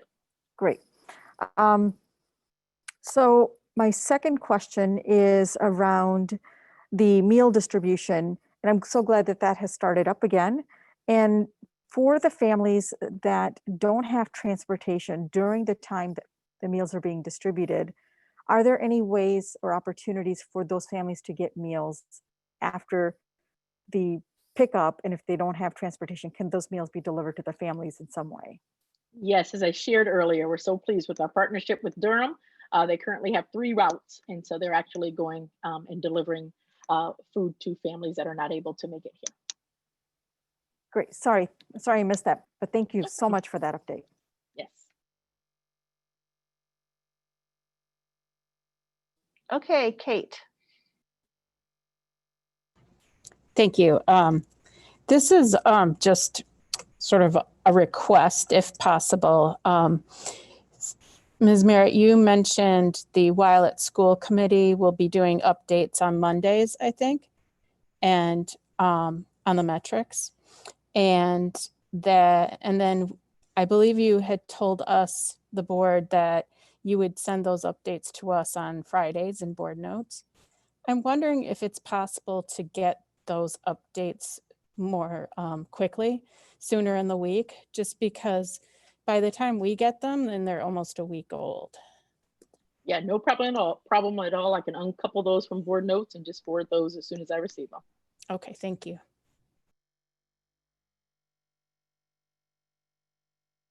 Yeah, just one question is about Stark Weather and how the program's going over there with their unique scheduling, daily scheduling.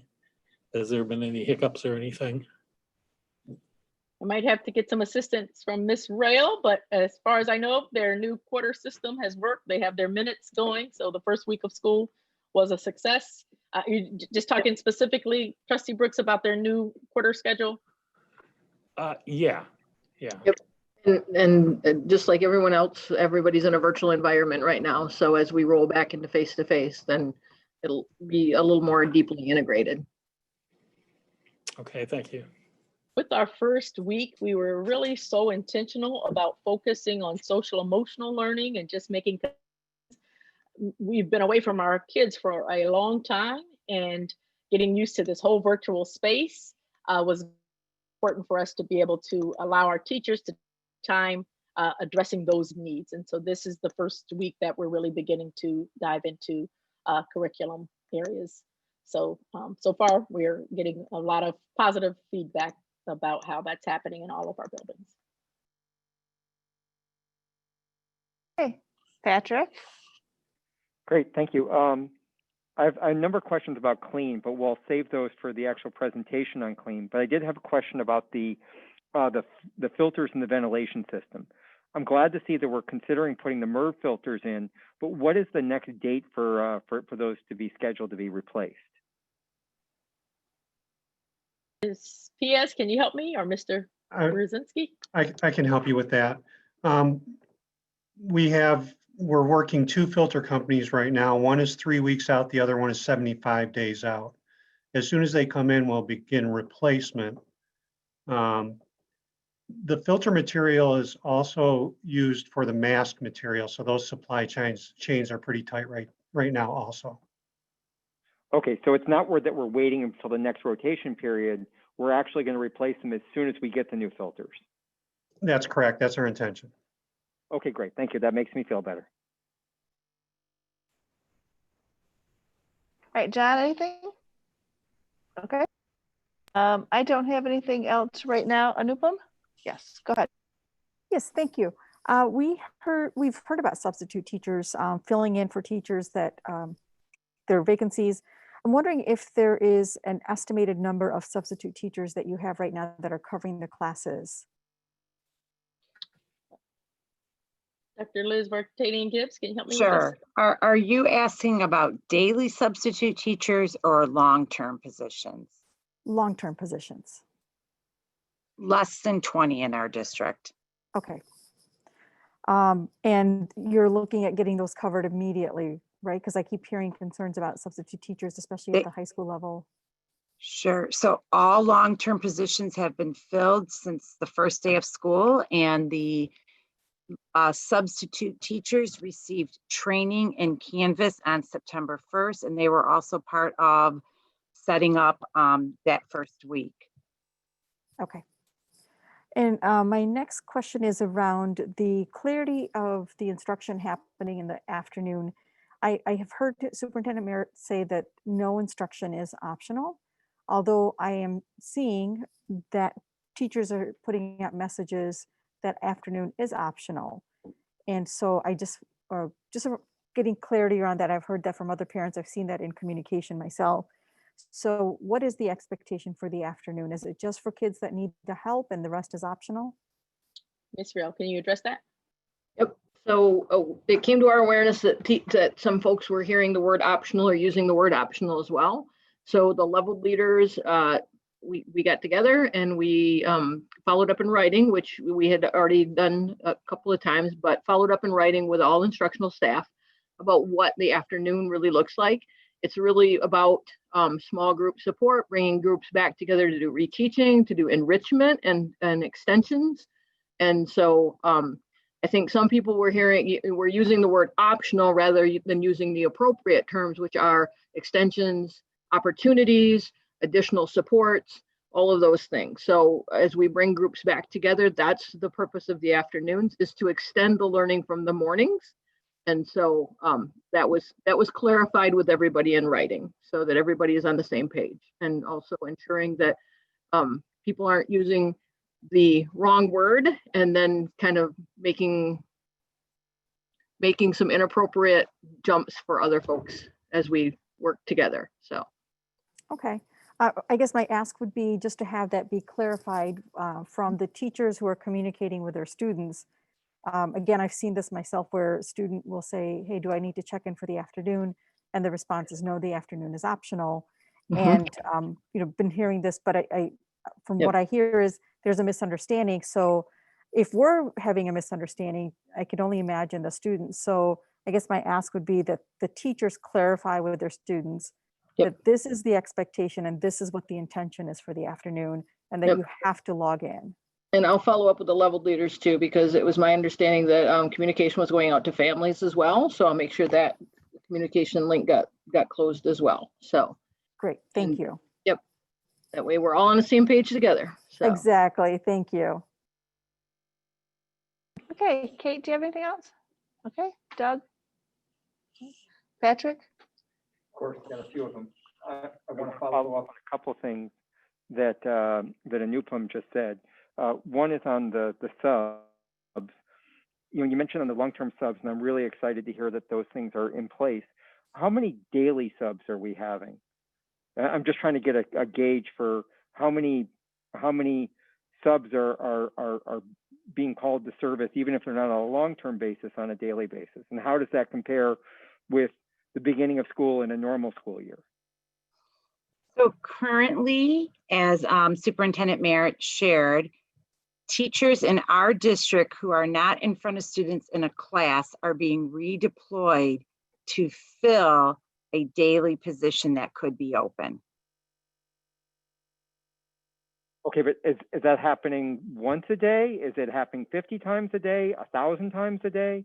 I mean, right now it is not happening as much as it typically would, but we're only in the second week of school. So in general, during our regular school year, we at times could have up to 110 to 135 daily absences. Right now being the first week of school, we haven't experienced that, but we'll definitely continue to monitor that. Got it. So it's actually less than what we would see in a normal school year process right now. Correct, because we are not pulling teachers at this time for curriculum development or to attend workshops or to preview materials. So we're not doing any of that work right now. And also usually at the beginning of the school year, teachers are not needing to be absent. Okay, great, thank you. And then the second follow-up on something that Anupam asked was on the message to the families. I didn't get that message to the family as a parent, so I would love to have a follow-up to the board about when that family communication on afternoon schedules goes out, because I think it is really crucial that not only is the level leaders and the building leaders aware, but that the families and everybody is aware to manage the expectations on this. Yep, so it was in a newsletter that went out to our middle schools, all 6 middle schools on Friday. I'll follow up with the park to make sure that it got that if it hasn't gotten message yet, that we get that out ASAP, because we'll just close that loop. And it is possible I missed it. If that's my fault, please let me know. No problem. Thank you. Okay. And I have one more question. Okay. So my next question is really on the work that we're doing for return to learn and how that's affecting the things that are happening with extended day. Do we have extended day active right now?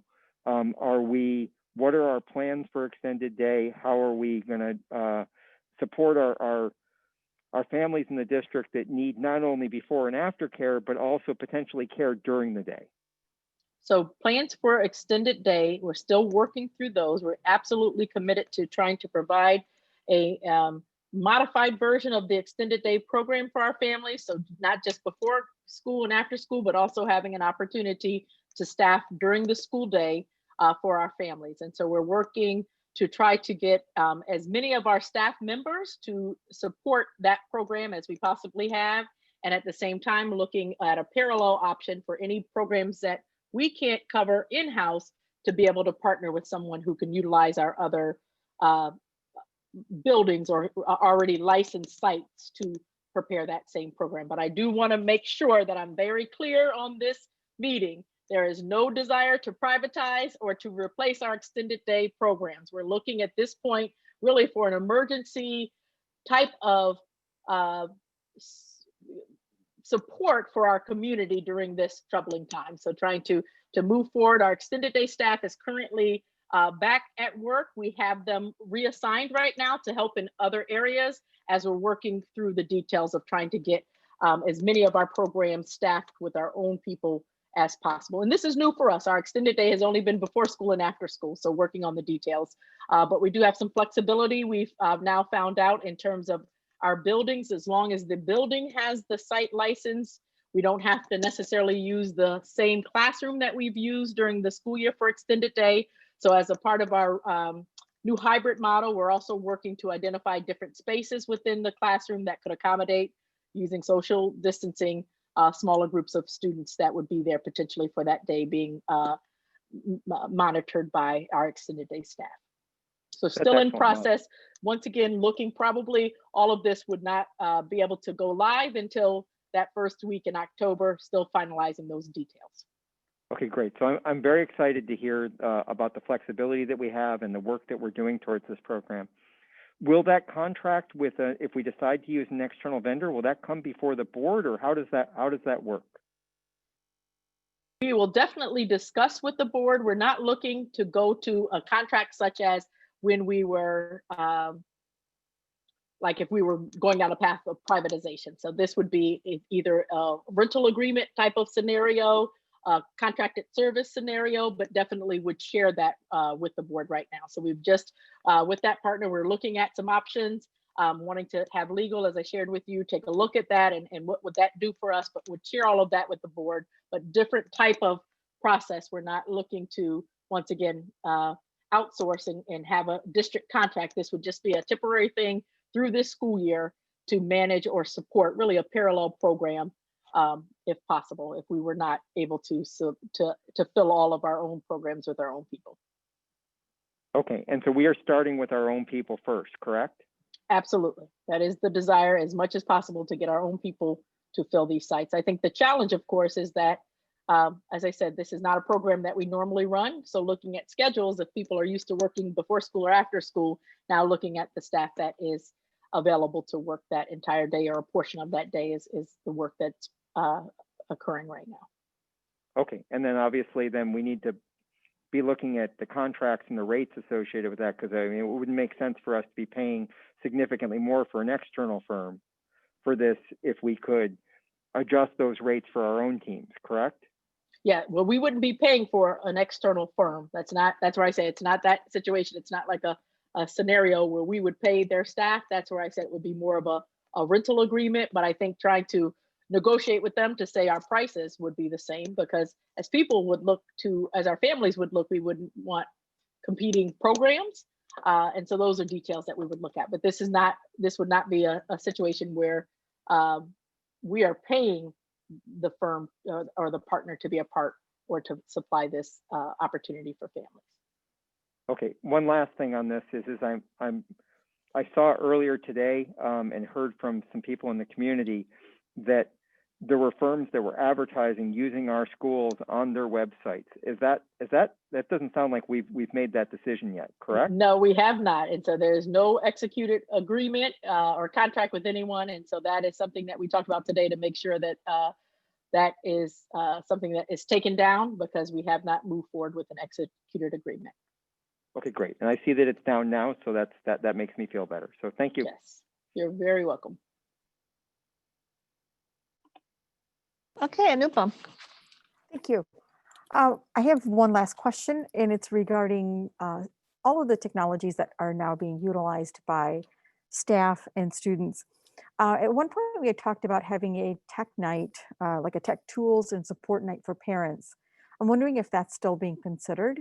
That's and then related to that is some sort of tech support or tips that could be beneficial for students as they navigate Canvas or turning in assignments. All the different tabs once Canvas is open, where to go.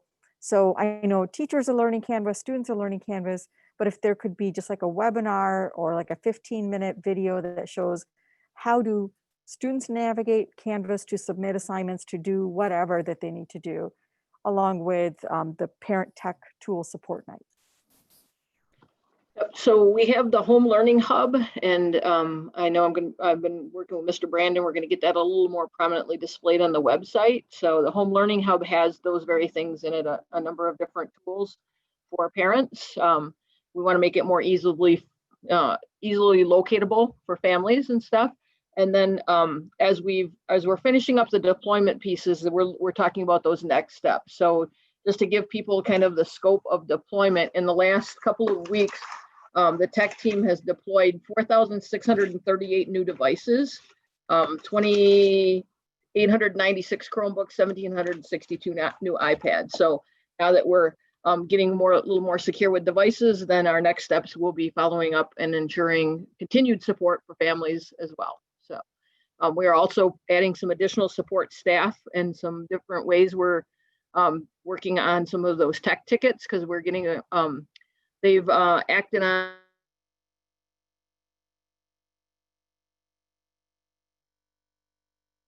We've lost you, Beth.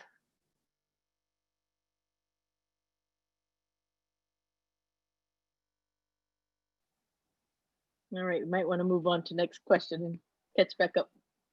Oh, okay, well, maybe just a clarification of that with regard to, are we going to host a parent tech support night to help them figure out how to support their kids, or is that just something that is being posted on the hub that they would have to go and find? I don't know, is Mr. Salzer on this call? Is he a panelist tonight? No, he's not. So I will get that answer back to you and let you know through board notes. Okay, thanks. Does anybody else have any more questions? Are we done? Okay, we are done with that portion of the evening. Thank you so much, Monica. That was very, very helpful. Answered a lot of questions that keep recurring in emails. So this was happy news. So now we are on to number 2, finance and operations. Good evening.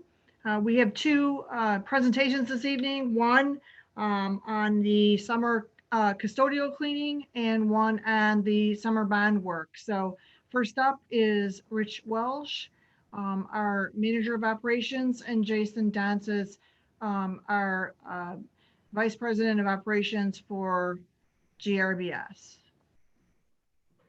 Good evening, everyone. I would like to go over the summer cleaning that was accomplished by GRBS and our plant engineers. Over the summer, we have cleaned and sanitized every space in the district. We are in our 4th year of the new floor care products, and they continue to live up to the expectations. The products allow us to scrub and recoat, completely strip and recoat much easier and at a quicker pace.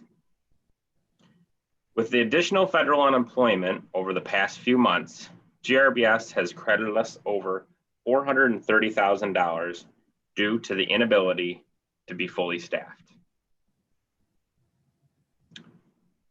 Here are a few pictures of the floors in many of our different buildings. This is at Isbister. These classrooms are at Discovery, Liberty, Plymouth Cafeteria. Here's a few kind words from the new principal, Corey Johnson, at Workman.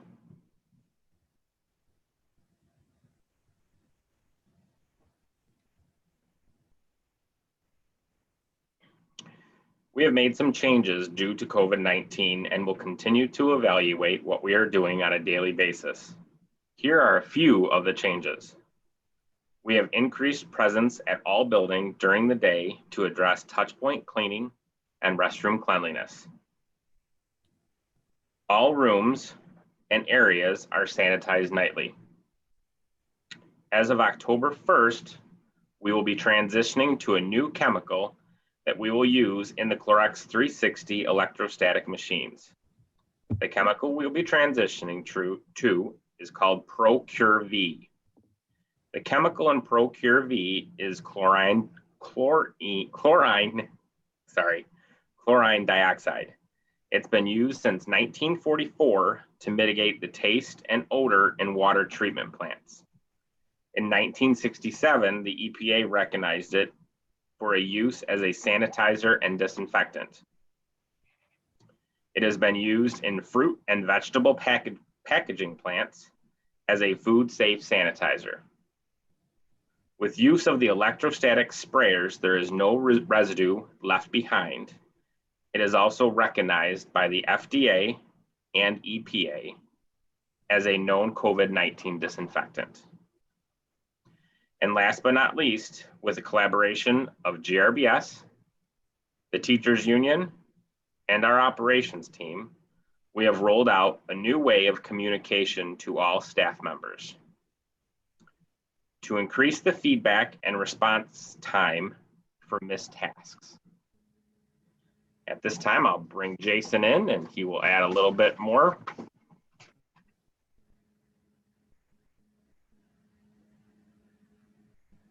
Jason?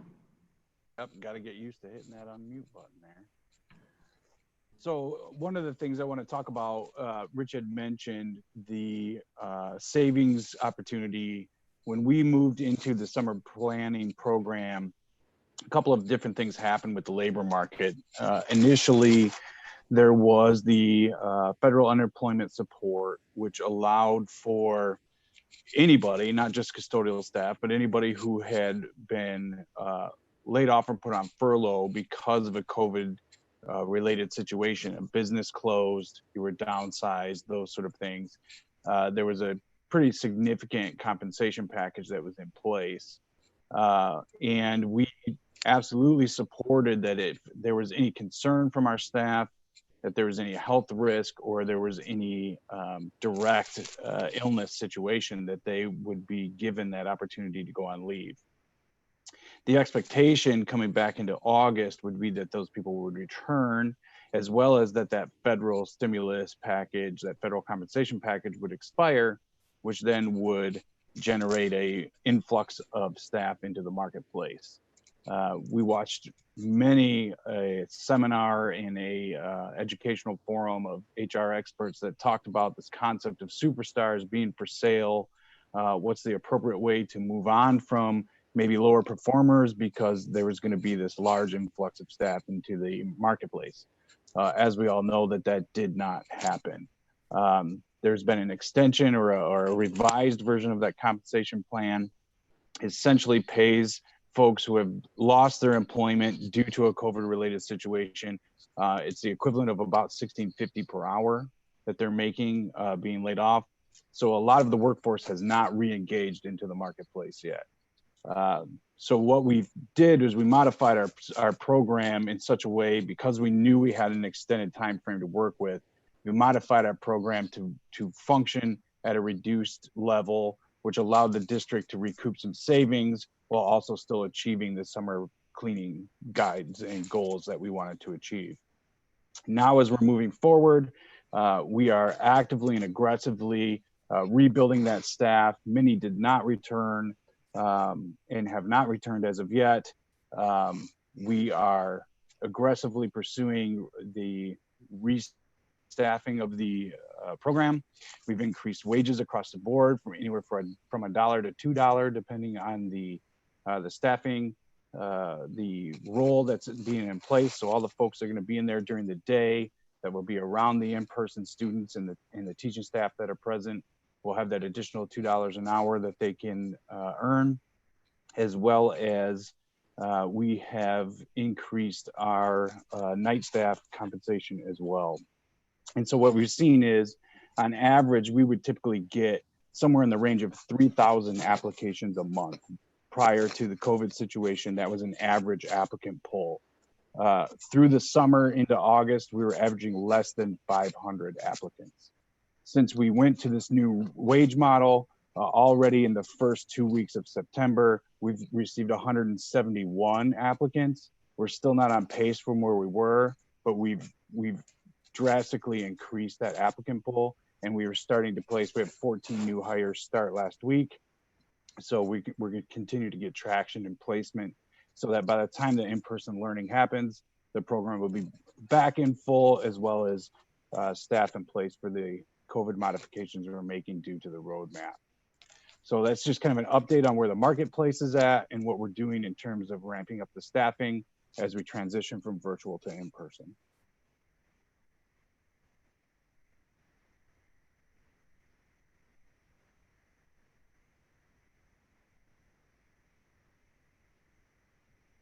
Are they done? Yes, I'm Is sorry, it time Patty. for We will turn it questions? over to you to Okay, ask questions. I just should checking. have jumped on that. I apologize.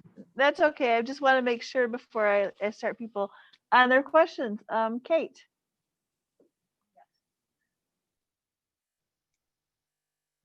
Thank you. I was wondering if we could take a look at those pictures from Liberty for a moment.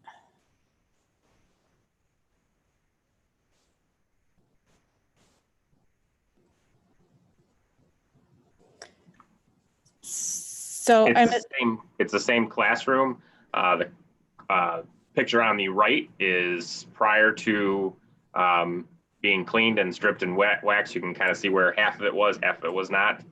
And then the picture on the left is once it's completed. Okay, and that's what I was wondering is if that was sort of showing the difference there between the floor before the summer cleaning and after. But could you put that back up? I'm sorry. And the picture on the left, I'm seeing, and I don't know if it's shadows or what, but I see it around the edge. I see a dark area on the floor around the edge.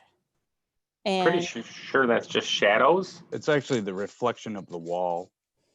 okay. So my concern is that, and I know that you did a deep, stripping and cleaning of the floor over the summer. But my concern is that it got to that state over the school year. And I just am wondering, is that typical for what a floor would do? Because to me, that looks like it really has not been cleaned well in some time. And just to have that huge a difference, I find very concerning. So what's unique here at Liberty specifically is the use of the personal whiteboards. So we've presented this in the past, I think, where one of the biggest challenges with Liberty, not only is the floor a white base in terms of the color scheme, but then a lot of times the students are using either a black or a purple or a blue expo marker when they're utilizing the whiteboard, which actually, when we mop the floor every day, it actually makes it worse because it kind of, the residue from those markers, when they get erased specifically, gets into the floor finish and changes the color of the finish. So Liberty is one in specific that we actually take that floor down at least a couple layers every single time there's a break. because it will look like that every time. We have to cycle through it.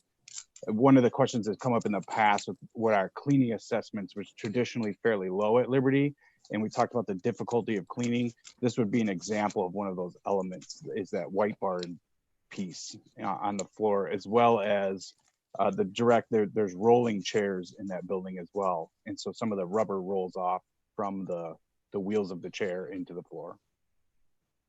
Okay, I understand what you're saying. So on a different topic, I'm wondering about the change to the chlorine dioxide in the Clorox 360 machines. And why was that change made? We were looking for a different type of product. There was a little bit of concern early from some parents about the quat ammonia-based cleaner that was the Clorox 360 chemical. So we were kind of tasked, Ms. Merritt and Ms. Diaz kind of tasked us with trying to find some other options out there. Procure is what the Durham is using on all of the buses.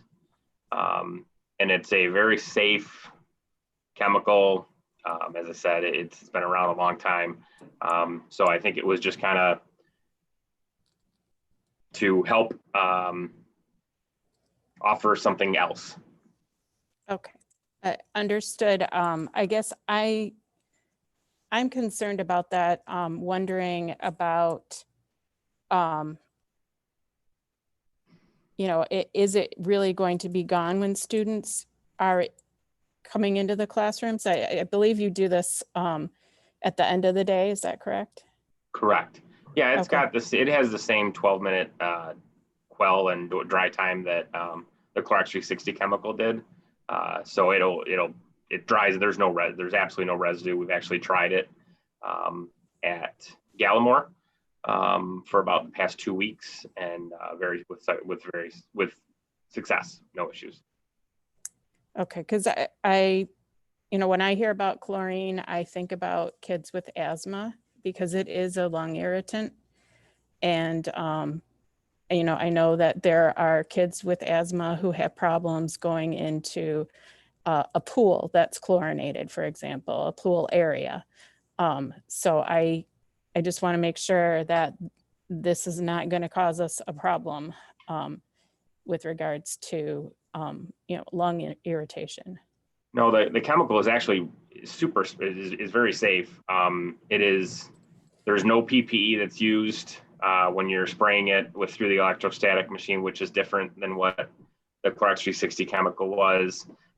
It doesn't smell like, there's no long, lingering smell of chlorine bleach, because it's a chlorine product in the world of chlorine, but it's really not a bleach type product.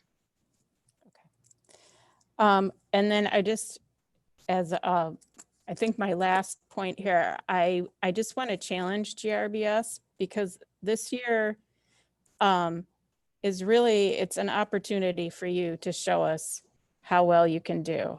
And, I worry I'm not going to be here next year. My term is up, but I worry when I see, a floor like that. And I understand the explanation, but I know that there are other issues that we've discussed in the past, and I want you to take this as an opportunity to show us that you can do this and you can do it well, because right now we've got people's health and lives on the line, and I think it's really just, if it wasn't important in the past, it's super important now. So thank you for that. Understood. Mm-hmm. Doug? Okay. Okay. Patrick? Thank you. We talked about a number of these topics extensively at the F&O meeting. So one of the things I wanted to follow up on, something that Kate mentioned on the floors. Was Liberty already using the new floor product that we pioneered, or that we started at the high schools? In other words, yes, everything. Yeah, we completed the switched to the new product last year. So this is year 4. So we're on a 3-year basis that the floors get stripped. Every year they get top scrubbed and top coated, but at least once every 3 years they get completely stripped out. Got it. So yeah, go ahead, Jason. Sorry, what I was going to say is actually Liberty was one of the catalysts to actually looking for a different product. Part of the reason why we went to this product was specifically because of the unique situation of Liberty. The previous product we would utilize would hold that dye, and when we would scrub and recoat, it would not release it. So we were basically starting with a gray floor, and then the next time we would scrub and recoat, it would become kind of blue until it progressed. And the new product, what it allows us to do is, as you saw in the picture, when we come through and scrub it, it releases it and it comes right off. So we're able to restore those floors much quicker. They still get that same color, but they can be restored more quickly. Got it. And so how often are you guys actually taking the finish off those floors to try to restore that thing? I know normally we're doing it every 3 years that we strip and recoat a building, but you mentioned that we're doing it every break. Is this only at the summer breaks, or are we doing this at like the December break or midwinter break or any of those other times?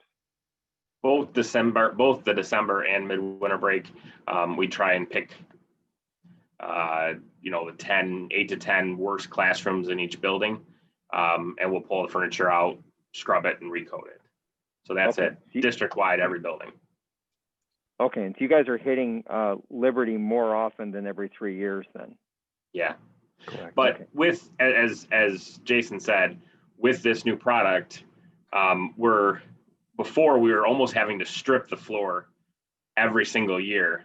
This one, we're able to just scrub and recoat it, and it's bouncing back much quicker. Okay. So thank you for raising that point, Kate. I appreciate it. I did want to echo one of the comments that Kate has, and Jason, I guess I want to understand how many custodians are you down right now? I know you just hired 14, but how many are you down? So compared to the traditional model, we have 10 or 12. I have to check the updated sheet. We would have 10 or 12 openings compared to our traditional model. But then once the reentry program is established and we understand where we need those extra staff, then those extra staff also still need to be hired. So I believe Ms. Merrick said 14. We were looking originally at, our target is to hire an additional 20 FTEs. So we have 30 FTEs to fill. Okay, so because one of the things I'm concerned about is, as we've talked about, is that the state of clean, even without students in there, is not great. And I mean, if you're down 12 people to baseline, then some of that could be understandable. But this is really, we're hearing from the staff that is in the buildings right now that they're not getting the basics done even without the students there.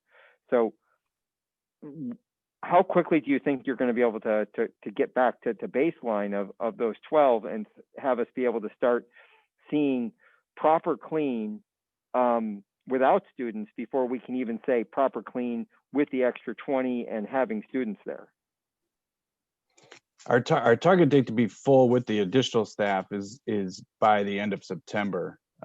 So if we continue on the current trajectory, we'll be back to base, trajectory. The ideal would be by the end of next week, the beginning of the week after, based on current projections, now that we've invested some additional resources into it.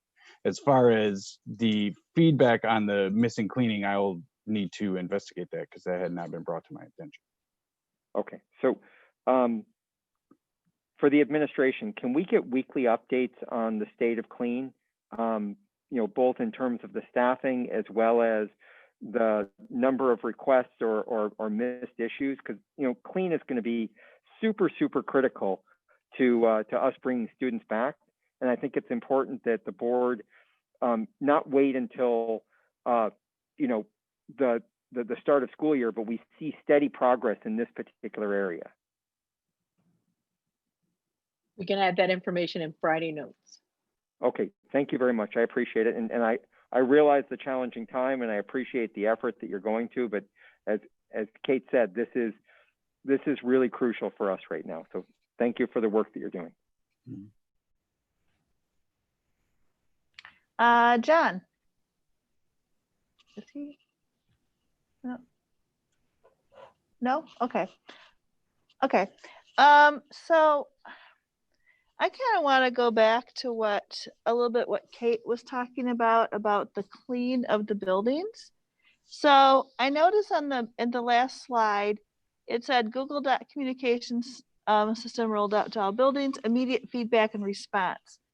So because if we are going to be bringing students back into the building, it is so important that they be clean and the protocols during the day are all being followed. I'm wondering about this immediate feedback and response. Like, so if a teacher walks into their room in the morning and some of the things have not been cleaned, what happens? Does somebody come in then and do it? Is the teacher like emptying their own trash and wondering if, the room was actually cleaned at night? I'm wondering what happens. I mean, it's not a great situation normally, but with COVID, we have to be confident that all these things will be done. And if they are missed, what is the response time and then what happens? Yeah, so the design is if they submit a comment or a entry into the Google Doc, that immediately notifies our leadership that comment has been made. And the design of the program that we've put in place, we'll have both a plant engineer as well as a GRBS staff member in the building so we can get an immediate response. So if there is an issue in a building, we can send somebody there immediately to go remedy the situation and get it resolved. And then we can make a comment back into the document that has been done. In addition, you have the PE that opens the building. They're early at 6 a.m. They walk the building. Rich does quality reviews as well throughout. And now there are additional day folks there, as well as additional staff that we have that are our staff that are now doing touch point cleaning throughout the day. Okay, I'm kind of with Patrick that I would like to have more frequent updates about the cleaning and what we consider clean, because it really is, it's way more important right now than it ever has been. So that was all for me. Anupam? Thank you. And a lot of what I was wondering about has been covered. And so a little bit to piggyback off of that is, can you walk us through the cleaning schedules when we start to bring students back in phases?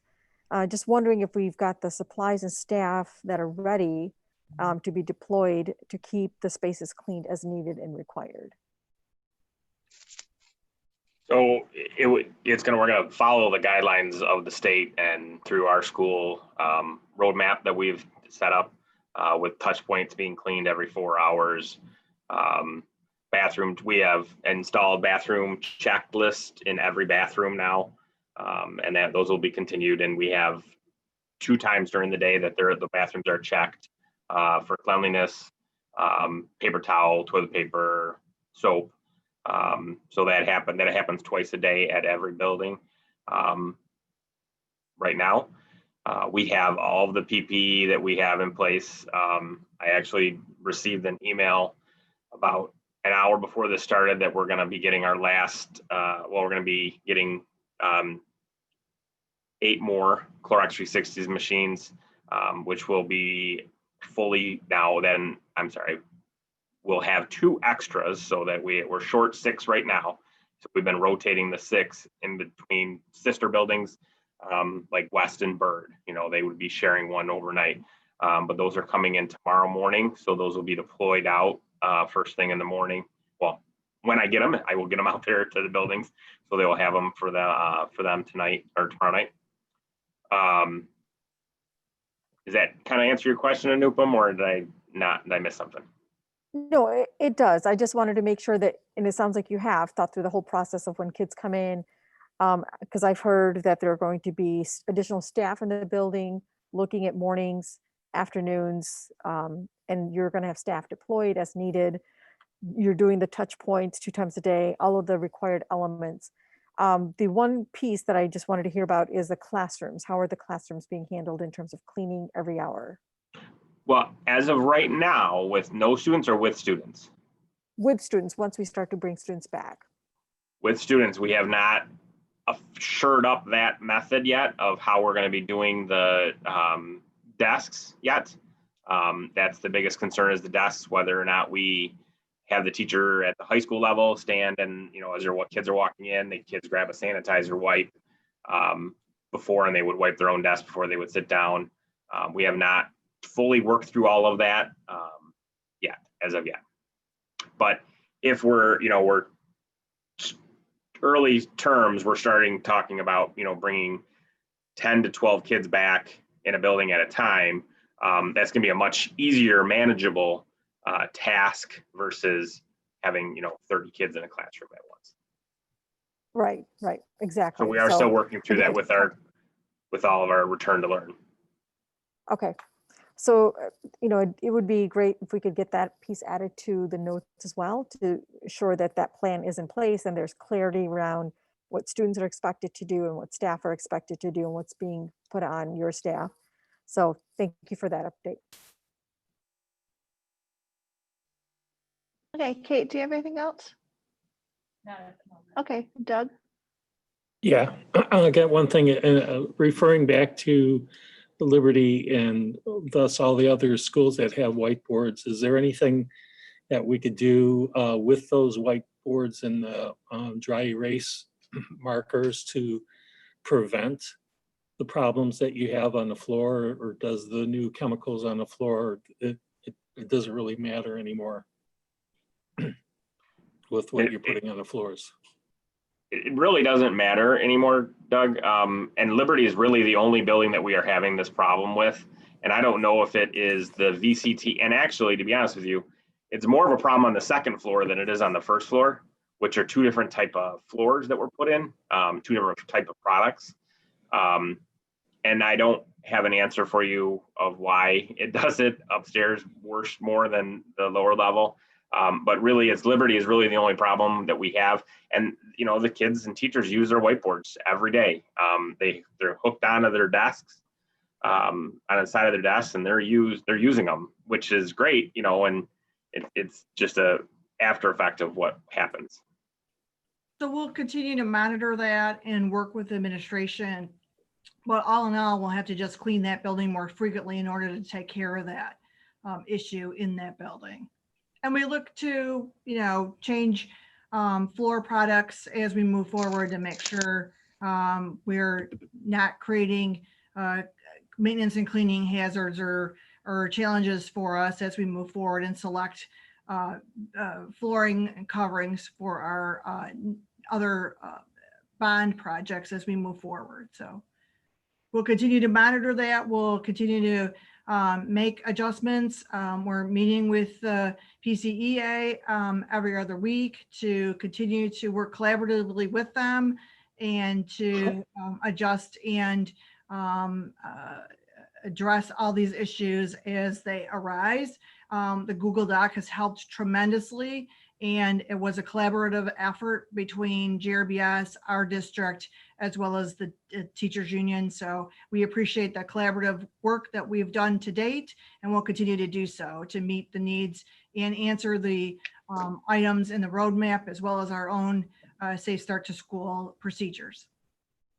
One thing I just want to add is the seriousness, to speak to Trustee Borninski's comment earlier, in terms of making sure that we are dealing with accountability across the line. So this is not just, hey, we're going to figure it out along the way. If we can't get it figured out, as I said for day one, we can't bring our kids back. And so that is the urgency that we have to address this matter. Very appreciative of the work with the union leadership. The Google Doc need to continue to emphasize to staff to make sure that those documents are filled, instead of receiving emails right now saying, hey, and you get any sanitizer in my classroom. That Google Doc should be filled out right now. Plant engineers right now are on site first thing in the morning before anybody gets into that building. If there's not trash that's been dumped, if there's a room that hasn't been addressed, we need to know that right away so that we can take care of that, and all are working together in this manner. If we don't have the staff to do it, then once again, if we don't meet the requirements that we've said that we are meeting, we cannot bring students back. And we have to, across the board,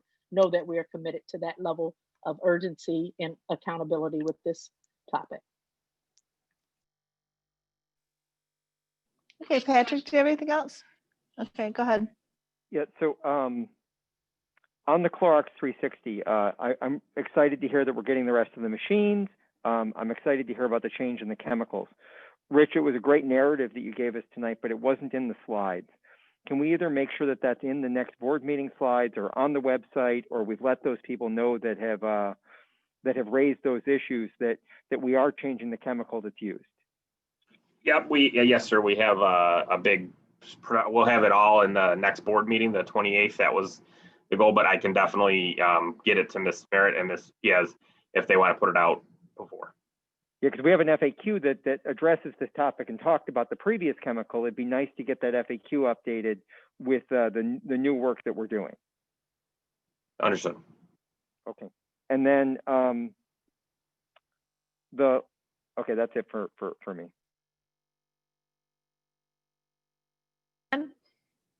You good? All right. Good. Anupam, you're good. Okay, Kate. So going back to the whiteboards, I believe I heard Gretchen Ward say tonight that we were that they were helping us. The EEF was helping us with I think, was it 3,200 elementary whiteboards? Yep. Are those going home with students, or are they going to be in the classrooms?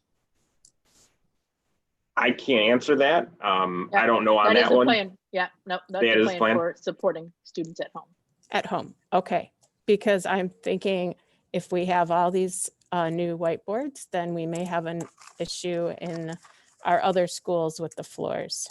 So, Ms. Brinsky, really, we don't have that issue at the other buildings because a lot of the elementaries are actively using whiteboards in the classroom.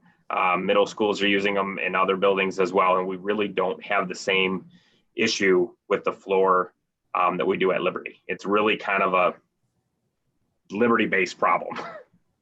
okay.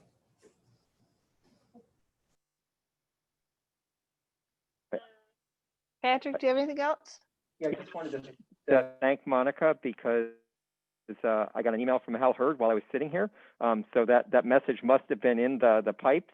I doubt he wrote a full-page email in the 10 minutes since we discussed that topic. So thank you for providing that clarity around expectations for the afternoon.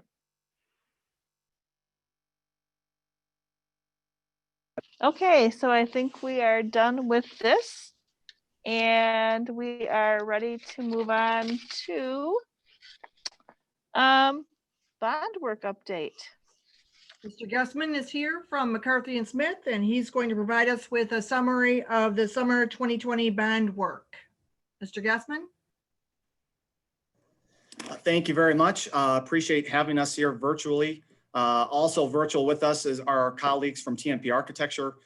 This is kind of what the remnants of the Bond 2013 projects look like. The board had voted months previous to move forward with the construction of bid packages 19, 20, and 21. Bid pack 19 is site upgrades consisting of parking lots and play pad replacements. Bid package number 20 is consisting of exterior building upgrades, masonry upgrades, as well as exterior painting. And then bid package 21 is kind of a menagerie of miscellaneous upgrades and renovations. So this is kind of a quick highlight. COVID-19 has obviously caused everybody a little bit of grief, and construction is no less. But all in all, this summer we've been in, I believe, 19 schools in the Plymouth Canton School District. And so this is kind of a brief overview of some of the work that took place. The first few slides we're going to look at is for bid package 19, which again is site improvements, site upgrades. So the first slide here is for Field Elementary. On the left-hand side, you will see some milling and some asphalt removal. On the right-hand side, you will see the new entrance and approach for the parent drop-off for Field Elementary. This only really gives a small glimpse at, this is at Plymouth High School. This is looking out towards the main entrance. This was quite a undertaking of a project. Obviously on the left-hand side, you'll see the previous pavement. On the right-hand side, you will see the new installation of the asphalt that took place from the main entrance down past Plymouth, basically near just past the retention pond by the JV football field. Pioneer Middle School, again, you'll see kind of a before and after. On the left-hand side, you'll see some of the conditions of the previous asphalt. And then on the right-hand side, again, you will see some of the newer stuff.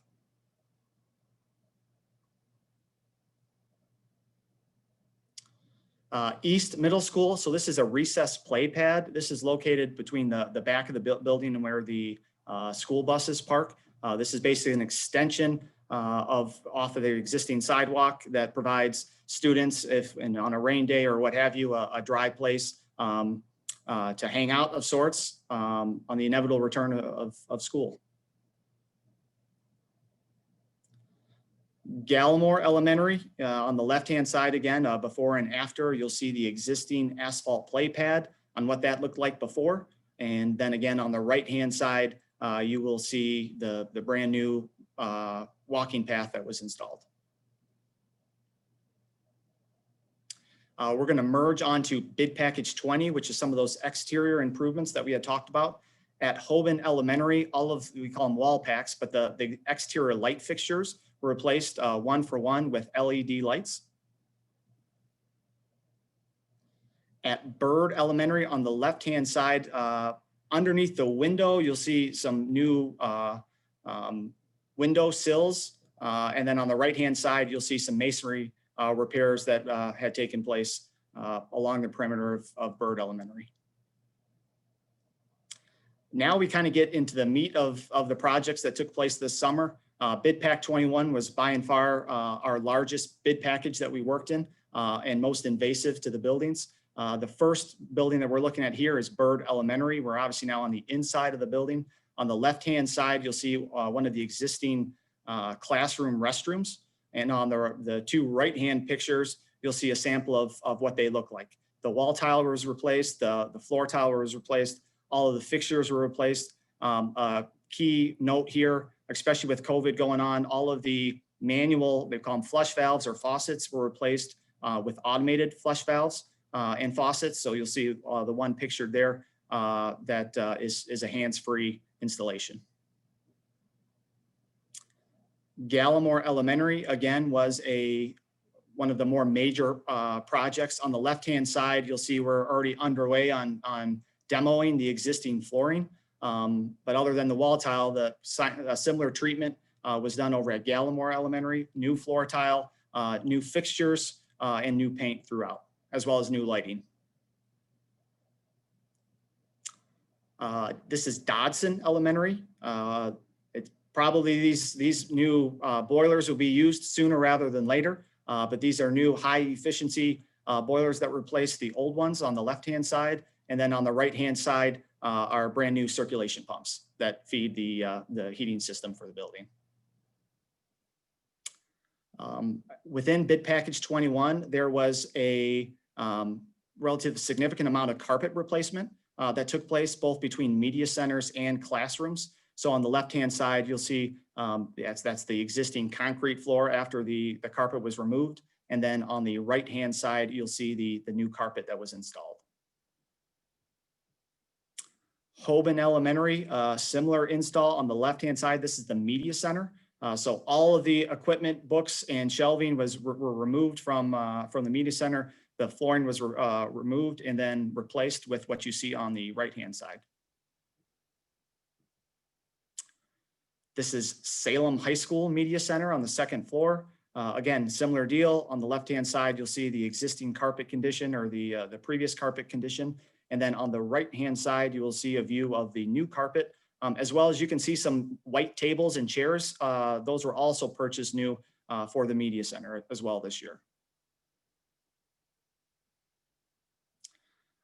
Tonda Elementary, this is all new carpet install. You'll see some on the ramp. You'll see some in some of these classrooms, but again, kind of a similar install to what you've seen in the previous slides. The Erickson Field and Holsing buildings, which are obviously all similar in nature, all kind of received a similar upgrade or enhancement. It is important to note further on in this meeting, there's going to be some discussion on what the 2020 bond looks like. The first few buildings on the docket are Erickson Field and Holsing. It is important to note that the work that took place this summer does not impact or will not impact what the future proposed work is. But for this summer, what we did is, again, replace some of the carpeting, and those are new doors and new windows that you're looking at in the middle and right-hand picture. Again, Field Elementary, very similar scope, carpet replacement, new doors, and new windows. Again, Holsing, very similar scope. You're looking at new storefront entrances and windows. Canton High School. So this is actually in the auto shop. So the previous, on the left-hand side, what you'll see, there's a previous trench drain or trough drain that was in existence. That was saw cut, removed, and then the one on the right-hand side is the new one that was installed. In the next slide, you'll see that is associated with some additional exterior utility work, which is what we're looking at right now. So that trough drain or trench drain feeds outside and then lands in this thing on the left-hand side, which is an oil separator. So washing down cars, cleaning off the floor, any of those contaminants obviously cycle through and land in this receptacle. And then we patched and paved over top, and it is actively ready to be used. This is the Canton High School in the Phase 3 building. On the left-hand side, you'll see a picture of the old bleachers, kind of all folded up. On the right-hand side, you'll see the brand new bleachers, obviously with the CHS listed in the middle. A couple good things, not only from a seating capacity standpoint, but as far as ADA capabilities and ADA seating has improved with this upgrade as well. With that, that is a kind of a brief summary of what we've been going through these last few months, and would welcome any questions anybody has. Kate. I don't really have any questions right now, but I just wanted to say that everything looks fabulous. So thank you. Thank you. Doug? Okay. Patrick? Not really questions this time, but I did want to comment on a couple things that we discussed in our F&O meeting. Those carpets that we've put in are actually carpet squares. So in the event that any of those tiles or those squares get stained or damaged in any way, they can be replaced without having to replace the entire carpet. So that'll make maintenance and management of this significantly easier going forward. And I also wanted to thank the team that's done all the work on this. This is great work that happened over this summer, and even in a challenging time with construction, they were able to get this done. Although blessed a little bit by the virtual start, they were able to finish a couple things after the school had started.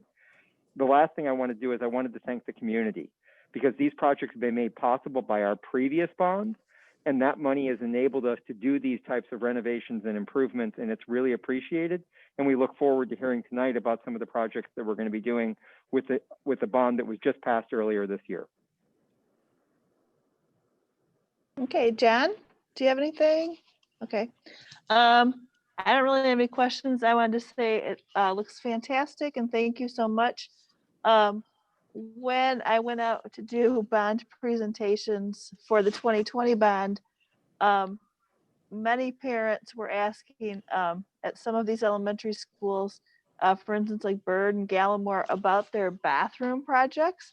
So I know that is a huge upgrade, and they are going to be so happy to come back to school and have their bathrooms having been done over the summer. So Thank you so much. There were really a lot of community questions about that. And I think they're going to be so pleased when they get back to their school. So thank you so much. Well, I'm just sorry if I could kind of thank everybody. I appreciate the district's assistance, obviously this summer, especially the custodial staff, the teachers, the principals. Everybody's been dealing with obviously a ton of stuff on their plate. So we can very much appreciate everybody's cooperation. Working through construction is not always the funnest thing. So we most certainly can appreciate everybody's time and patience with us through the process. Nupam. Yes, I don't have any questions either, but I do want to echo my colleague's sentiment on what a great job that everyone's done with these projects. Carpets, lights, furnaces, and bathrooms aren't usually the things that get parents excited about schools, but this is much needed improvement and it is exciting work. And I do want to thank everyone that made all of this happen, and particularly our community that invested in our schools continuing to have these improvements. So thank you, everyone. It looks amazing.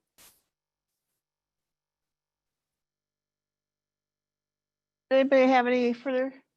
Okay, so now we have moved on to action item 210911, consider approval of a resolution to approve the award of the architectural services contract for the 2020 bond work final reading. I am looking for a motion. Madam President. Madam President, I move that we consider approval of the resolution to approve the award of architectural services contract for the 2020 bond work. It's action item 210911. And it's a final reading. Second. Support. Okay.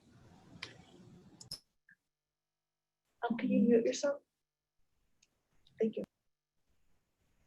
Member Brooks first, so it has been moved by Member Kehoe and seconded by Member Brooks to approve action item 210911. Are there any comments on this? Or can, Patrick, go ahead.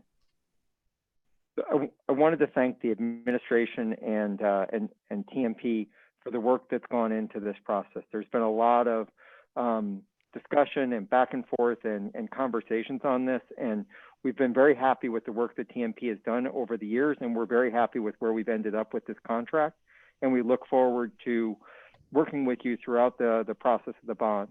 The other thing I want to remind the community and everybody here is that this is directional in terms of what we're doing, and although we've identified the projects that we want to do, across 10 years, the nature of those projects, the scope, even the specific projects might change. And this contract gives us the flexibility to collaborate with our architects as well as our construction managers to make those adjustments as the conditions merit it. And we look forward to collaborating with them on this first set of projects that are coming up later in the meeting. Thank you. Pardon me? Can I just comment? Yeah, go ahead. I would just like to comment and thank the board members that were part of this process. In particular, looking at every line item and looking at the costs and getting clarity.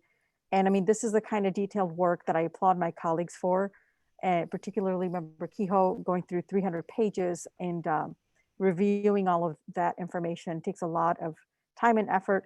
And then to everyone on the other end to have those questions be thrown at you, one by one, and you handled all of that beautifully. And again, thank you for the dialogue and being able to be flexible and listen to us in terms of the needs and also some of the negotiations that went on back and forth. So it looks like a great partnership that I'm looking forward to seeing a lot of great work happen as we just saw today. Thank you. Okay, so Member Brooks, can you take us through a roll call vote, please? Yes, the roll call vote. First Member Berninski. Yes. Member Brooks, yes. Member Kehoe. Yes. Yes. Member Lazarowitz. No. Member McCoyne. Yes. Member Sadoo. Yes. Okay. Measure passes 5-1. Thank you so much. So now we are on to action item 210912, consider approval of a resolution to approve the award of construction manager contract for the 2020 bond work. Final reading. I am looking for a motion.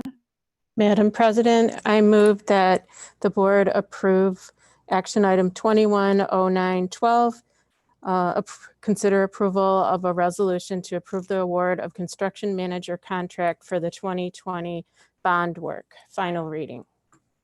Okay, I am looking for a second on that motion. Second. Okay, I heard it was moved by member Borninski and seconded by member Sidhu to consider approval of resolution. Is there any discussion on this item? Go ahead, Patrick. Much like with the architectural firms, you know, again, lots of collaboration, lots of back and forth, lots of contract reviews. Thanks everybody for the work, and again, we appreciate the opportunity to collaborate both on the past projects as well as to continue having you work with the district on these future projects. This also has the same flexibility for us to make adjustments as necessary, and we look forward to a long and productive partnership with McCarthy and Smith. Thank you. Okay, we will now have the roll call vote. Yes, first member Berninski, Yes. member Brooks, yes. Member Kehoe, Yes. Yes. member Lazarowitz, No. member McCoyne, Yes. member Sidhu. Yes. Measure passes 5-1. Okay, thank you very much. We are now on to action item 210913. Consider approval of a Doug. It's okay. We are now on to action item 210913. Consider approval of a resolution for design and bid phase bid package EL1 summer 2021 final reading. I am looking for a motion. Madam President, I move that the board approve action item number 21-09-13, consider approval of a resolution for design and bid phase bid package EL-1 summer 2021 final reading. Okay, I'm looking for a second on that motion. Second. Okay. Close. I think I heard. I need you to mute. Okay. I heard member Berninski first, so it was moved by member Sidhu and seconded by member Borninski. Action item 210913, consider approval of a resolution for design and bid phase, bid package EL-1 summer 2021 final reading. Is there any discussion on this? Mr. Kehoe. So this is the first project that we're doing of the 2020 bonds that were passed this spring. And the way this process works will be the way that all of these projects will work is that the projects first come forward to from the administration and the construction managers and the architects for approval to go out for design and bid. So they'll go out for approval. When we approve this, the architects will design, they'll collaborate together to determine what needs to go into the project. They'll work with the different stakeholders in the district to see exactly what's going to be part of this thing. So they'll make adjustments in the build and how it's all going to be done. That will result in a bid that goes out for competitive bids. All of our construction projects all go out for competitive bidding. Those competitive bids will come back and be evaluated for fitness and cost to make sure that they're an appropriate vendor to do the work. And then we'll award those bids and then begin the construction. So we will repeat this process many times across the next 10 years with a large number of projects that we'll be doing. And the community will have a chance to hear about these things in multiple phases and to provide input as part of this process. This particular project is about equity renovations in three of our elementary schools, Erickson Field and Hulsing, to add some additional classrooms so we can have dedicated space for art and music, as well as to be able to provide, is it cafeteria or gym? It's either a cafeteria or gym in there. I can't remember which, because we have cafetoriums right now that we use that are combined spaces in each of the buildings, as well as an addition onto Dodson schools to be able to help accommodate some of the increase in student population that we've been seeing in South Canton. So that is the nature of this particular project, and we're really excited to get started on this particular one. Does anybody else have anything? I would just like to say this is very exciting to see these projects starting. And this is, again, we'd like to thank the community who voted for the bond 2020. And that's going to be what is allowing all of these upgrades to our facilities that are going to be really helpful for all of our students. So I am looking for a roll call vote. Yes, starting with Member Berninski. Yes. Member Brooks, yes.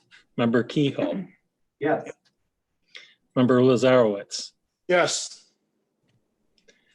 Member McCoyne. Yes. Member Sadoo. Yes. The measure passes 6-0. Thank you. So we are now on to Doug. Thank you. Discussion. I just want to remind board members that we are reading the book So You Want to Talk About Race. And we will have to set a date for a discussion in light of some of the new requirements around the return to school and having to see additional presentations. We're probably going to have to push that off for a while. Next time will be probably a long meeting. And then we have follow-up board questions, and we had one question from the last meeting, which was the board would like information on how students' learning can be supported when they are home due to illness. Did we give an answer to that, or is that still ongoing? Okay, that may be something that comes up when students actually return to the buildings. So that is it. We have come to the end of our agenda. It is 9:37 and our meeting is, I'm sorry, Patrick. Do we want to review the actions that we talked about this evening? Oh, I'm sorry, yes.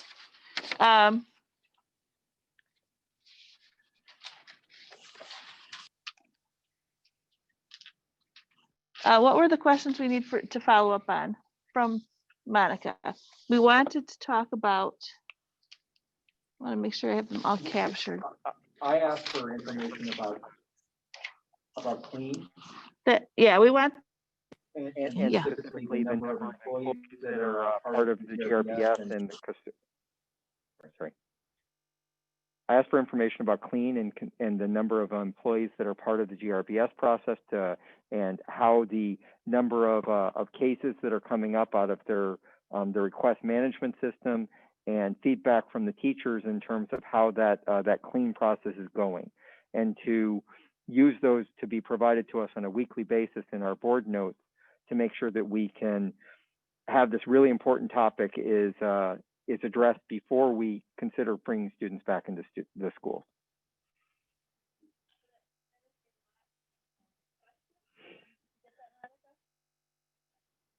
Myself.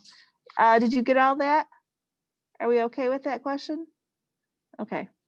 Yeah, there was a lot there, but it's so very important.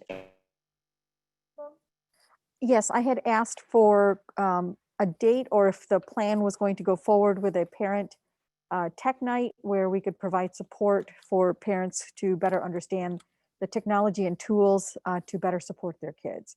And this is, again, like a Zoom kind of environment rather than sending them to a website. And ideally sooner rather than later for something like that. and potentially even something with a dial, because there may be people that if they can't get on Zoom, then they're not going to be able to attend that kind of webinars. But those webinars do have the ability to have dial-in set up, and that could be mechanisms for people to ask their questions or get support. Okay, was there anything else we needed to follow up on for the next board meeting? Clearly the next, Sorry. go ahead.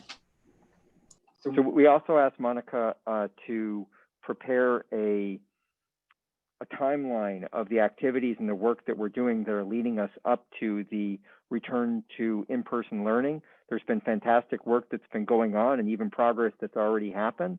But if that can get written down and sent out to the community, I think it would help manage expectations and help set the process in terms of what a return to in-person learning would look like and the timelines associated with it. And ideally, that isn't something that waits weeks, but something that gets out this week. Families would so love to see that. That's a lot of questions.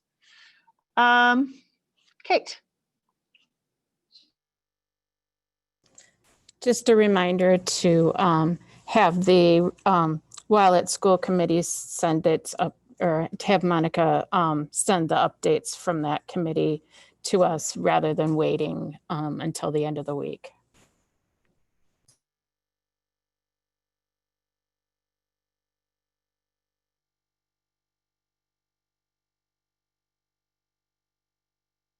So I think we are good now. It is 9:41. This meeting is adjourned. Thank you so much for meeting with us tonight, and we will be back here in 2 more weeks.